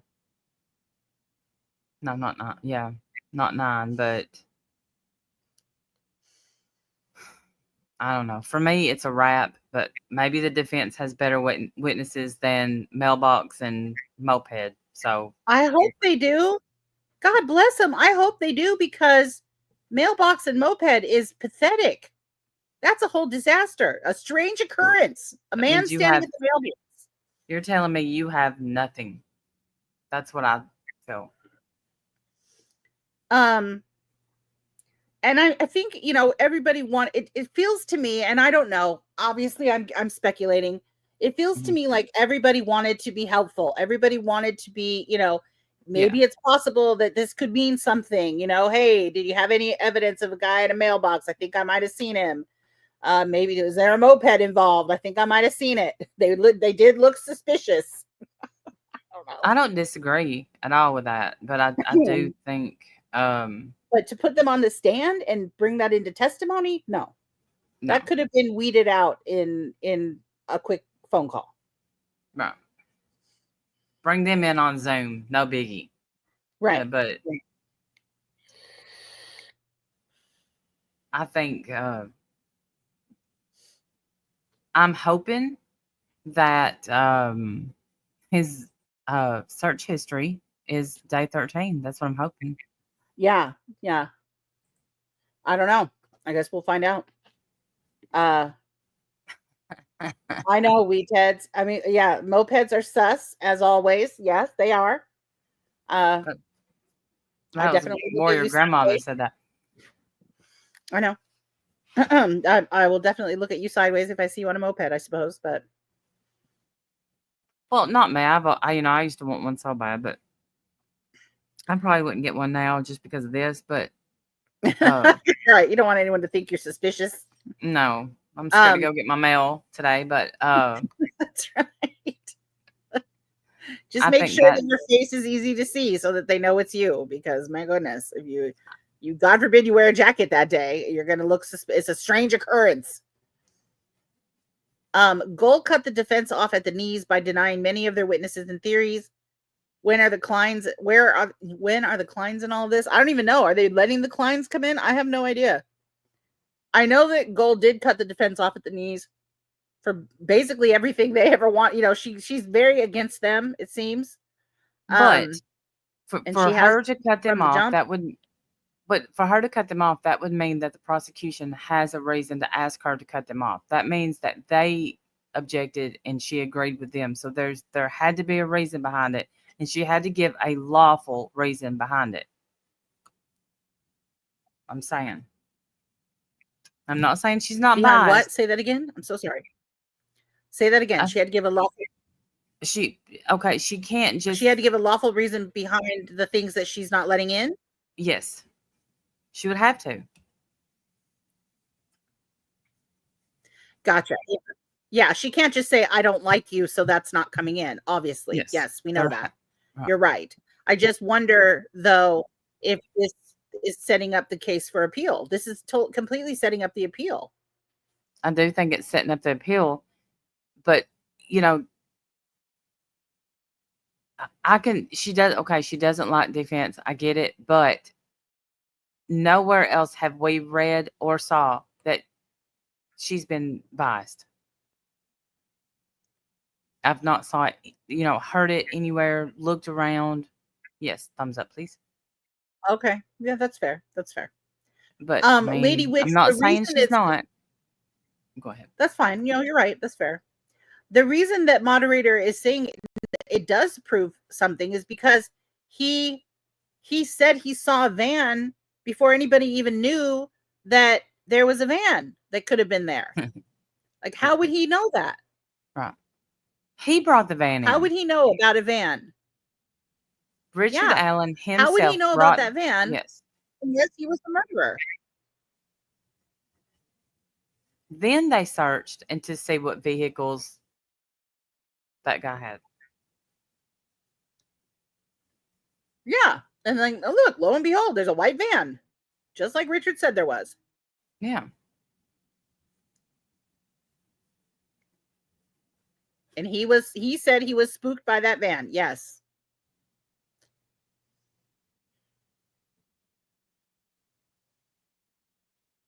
What? Pam Hupp killed her.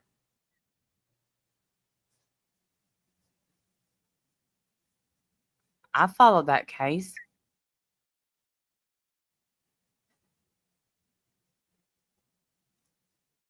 Killed her and killed the an innocent person she hired that she pretended was an actor.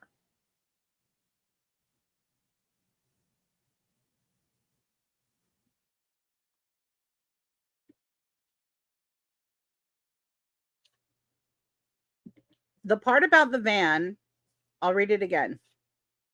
Okay. It says,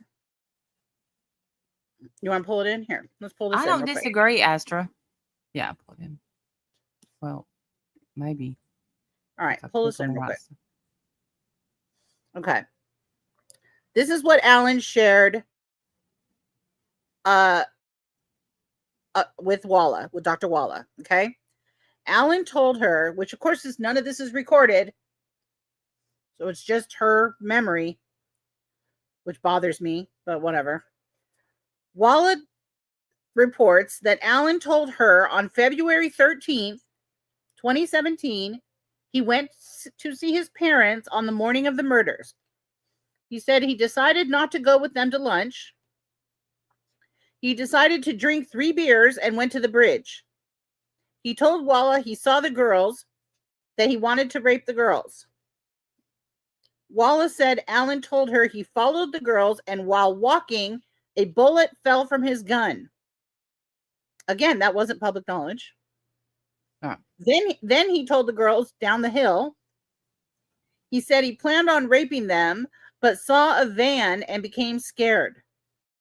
He then told the girls to cross a creek, cut their throats, and covered their bodies with branches. So then come to find out that the van belonged to Brad Weber in 2017, whose property lines up exactly where Richard would have been able to see it at that exact time, around 2:20, 2:30. which is about the time that they say that the girls were being killed. It lines up too perfectly. So either he knew all those details and set it to line up perfectly, or he's the killer.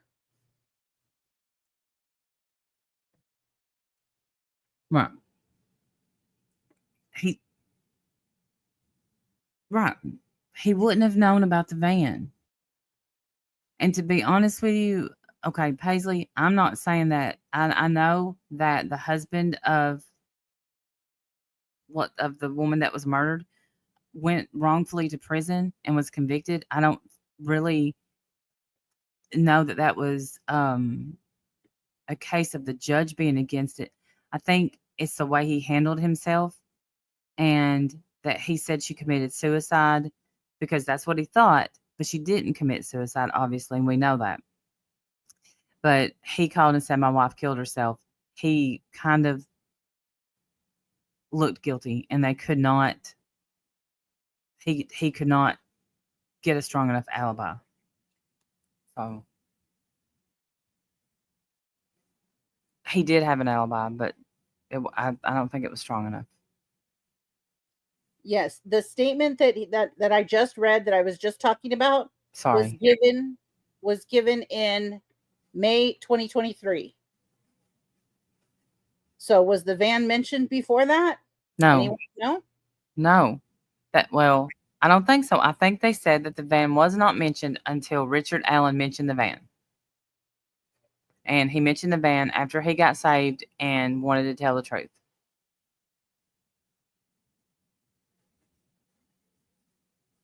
I don't think he mentioned the bullet before the cops did, though, Lady Witch, because he was questioned about his bullet the day he was arrested. Yeah, and he said that that's not mine. Answer.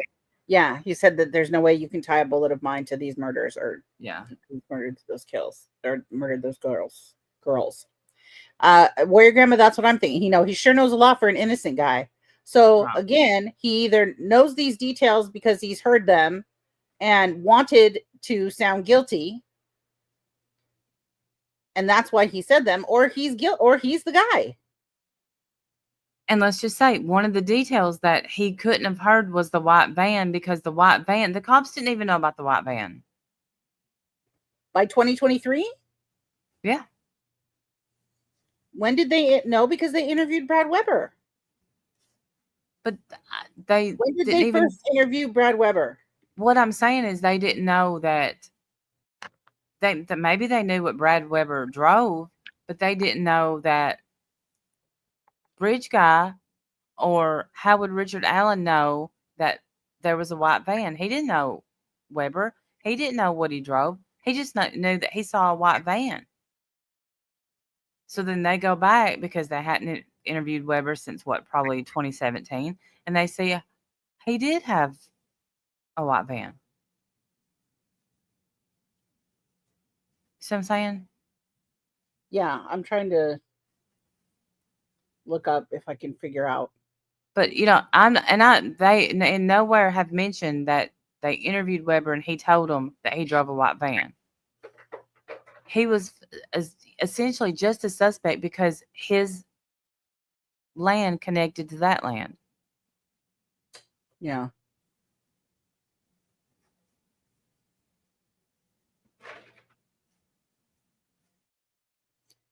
Ugh.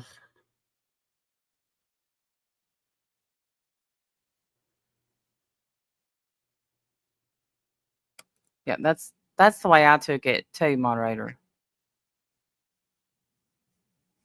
Because didn't they say? I think they said that. So when he told them about the white van, they went back to see what people around there drove, and the Weber guy drove a white van. And the problem is that Weber has told two different stories. One, he drove straight home. The other, he went to work on ATMs, even though he's denying that now. Because if he didn't go straight home, then the timeline for Allen seeing the van at the time of the murders doesn't match up. Okay, I get that. Okay, he told two different stories. Okay. Yeah. Doesn't matter. He drove a white van. Richard Allen saw a white van around the same time as the murders. Period. But if he was across town working on ATMs, then that wasn't a white van. Then how would Richard Allen have seen a white van, which he'd said he saw a white van that scared him, and detailed what happened to the girls? Is it possible that he knew of Brad's? No, because his original story was that he was across town working on ATMs. It was his second story that he was home and drove home and would have been there at the time of the murder. So I don't know. I don't know. I don't think that matters. Yeah. I just don't. Ugh, it's just this case. This case is so beyond frustrating. It is. And I wonder if the jury's even more frustrated than we are, because Gotta be. we have outside resources. You know, we're getting to hear different perspectives and opinions from other people. We're able to Google stuff when we don't understand it. They're not able to do any of that.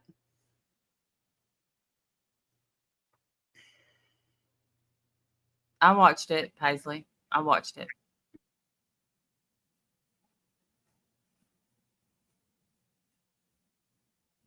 Well, I think.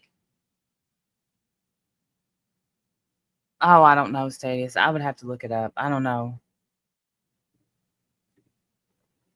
I don't think there's an abandoned CPS building on that property. I think it's just they're all next to each other. He parked. Richard Allen parked at the abandoned CPS building over here, and where the girls were found, connected to. Was on the other side. I think. Well, I don't know. I know the property connected. Whose property? So- Brad Weber's property or the Mhm. bridge property? Brad Weber. Oh, okay. It's Which on the is road. why Oh, okay. that's why he was a suspect. I'm not saying I don't know anything about his past. I know that that's who they looked at. I do find it suspicious. He had a trail cam. He said he watched it, didn't see anything on it, and erased it. I do think that's suspicious. It's all suspicious. We've got people reporting mopeds, and the guy with the damn trail cam deletes it. What the hell's going on? I swear. It's this whole case, man. So frustrating. Why would I would think that would be the first thing you turn over to the cops. Don't watch it first. Just give it to them. Right. If you've got nothing to hide, here. Hide nothing. Yeah. Take it. What do you see? Do you see anything? But no, we've got mopeds coming in. But okay, Suspicious- and the thing, And suspicious people standing at mailboxes.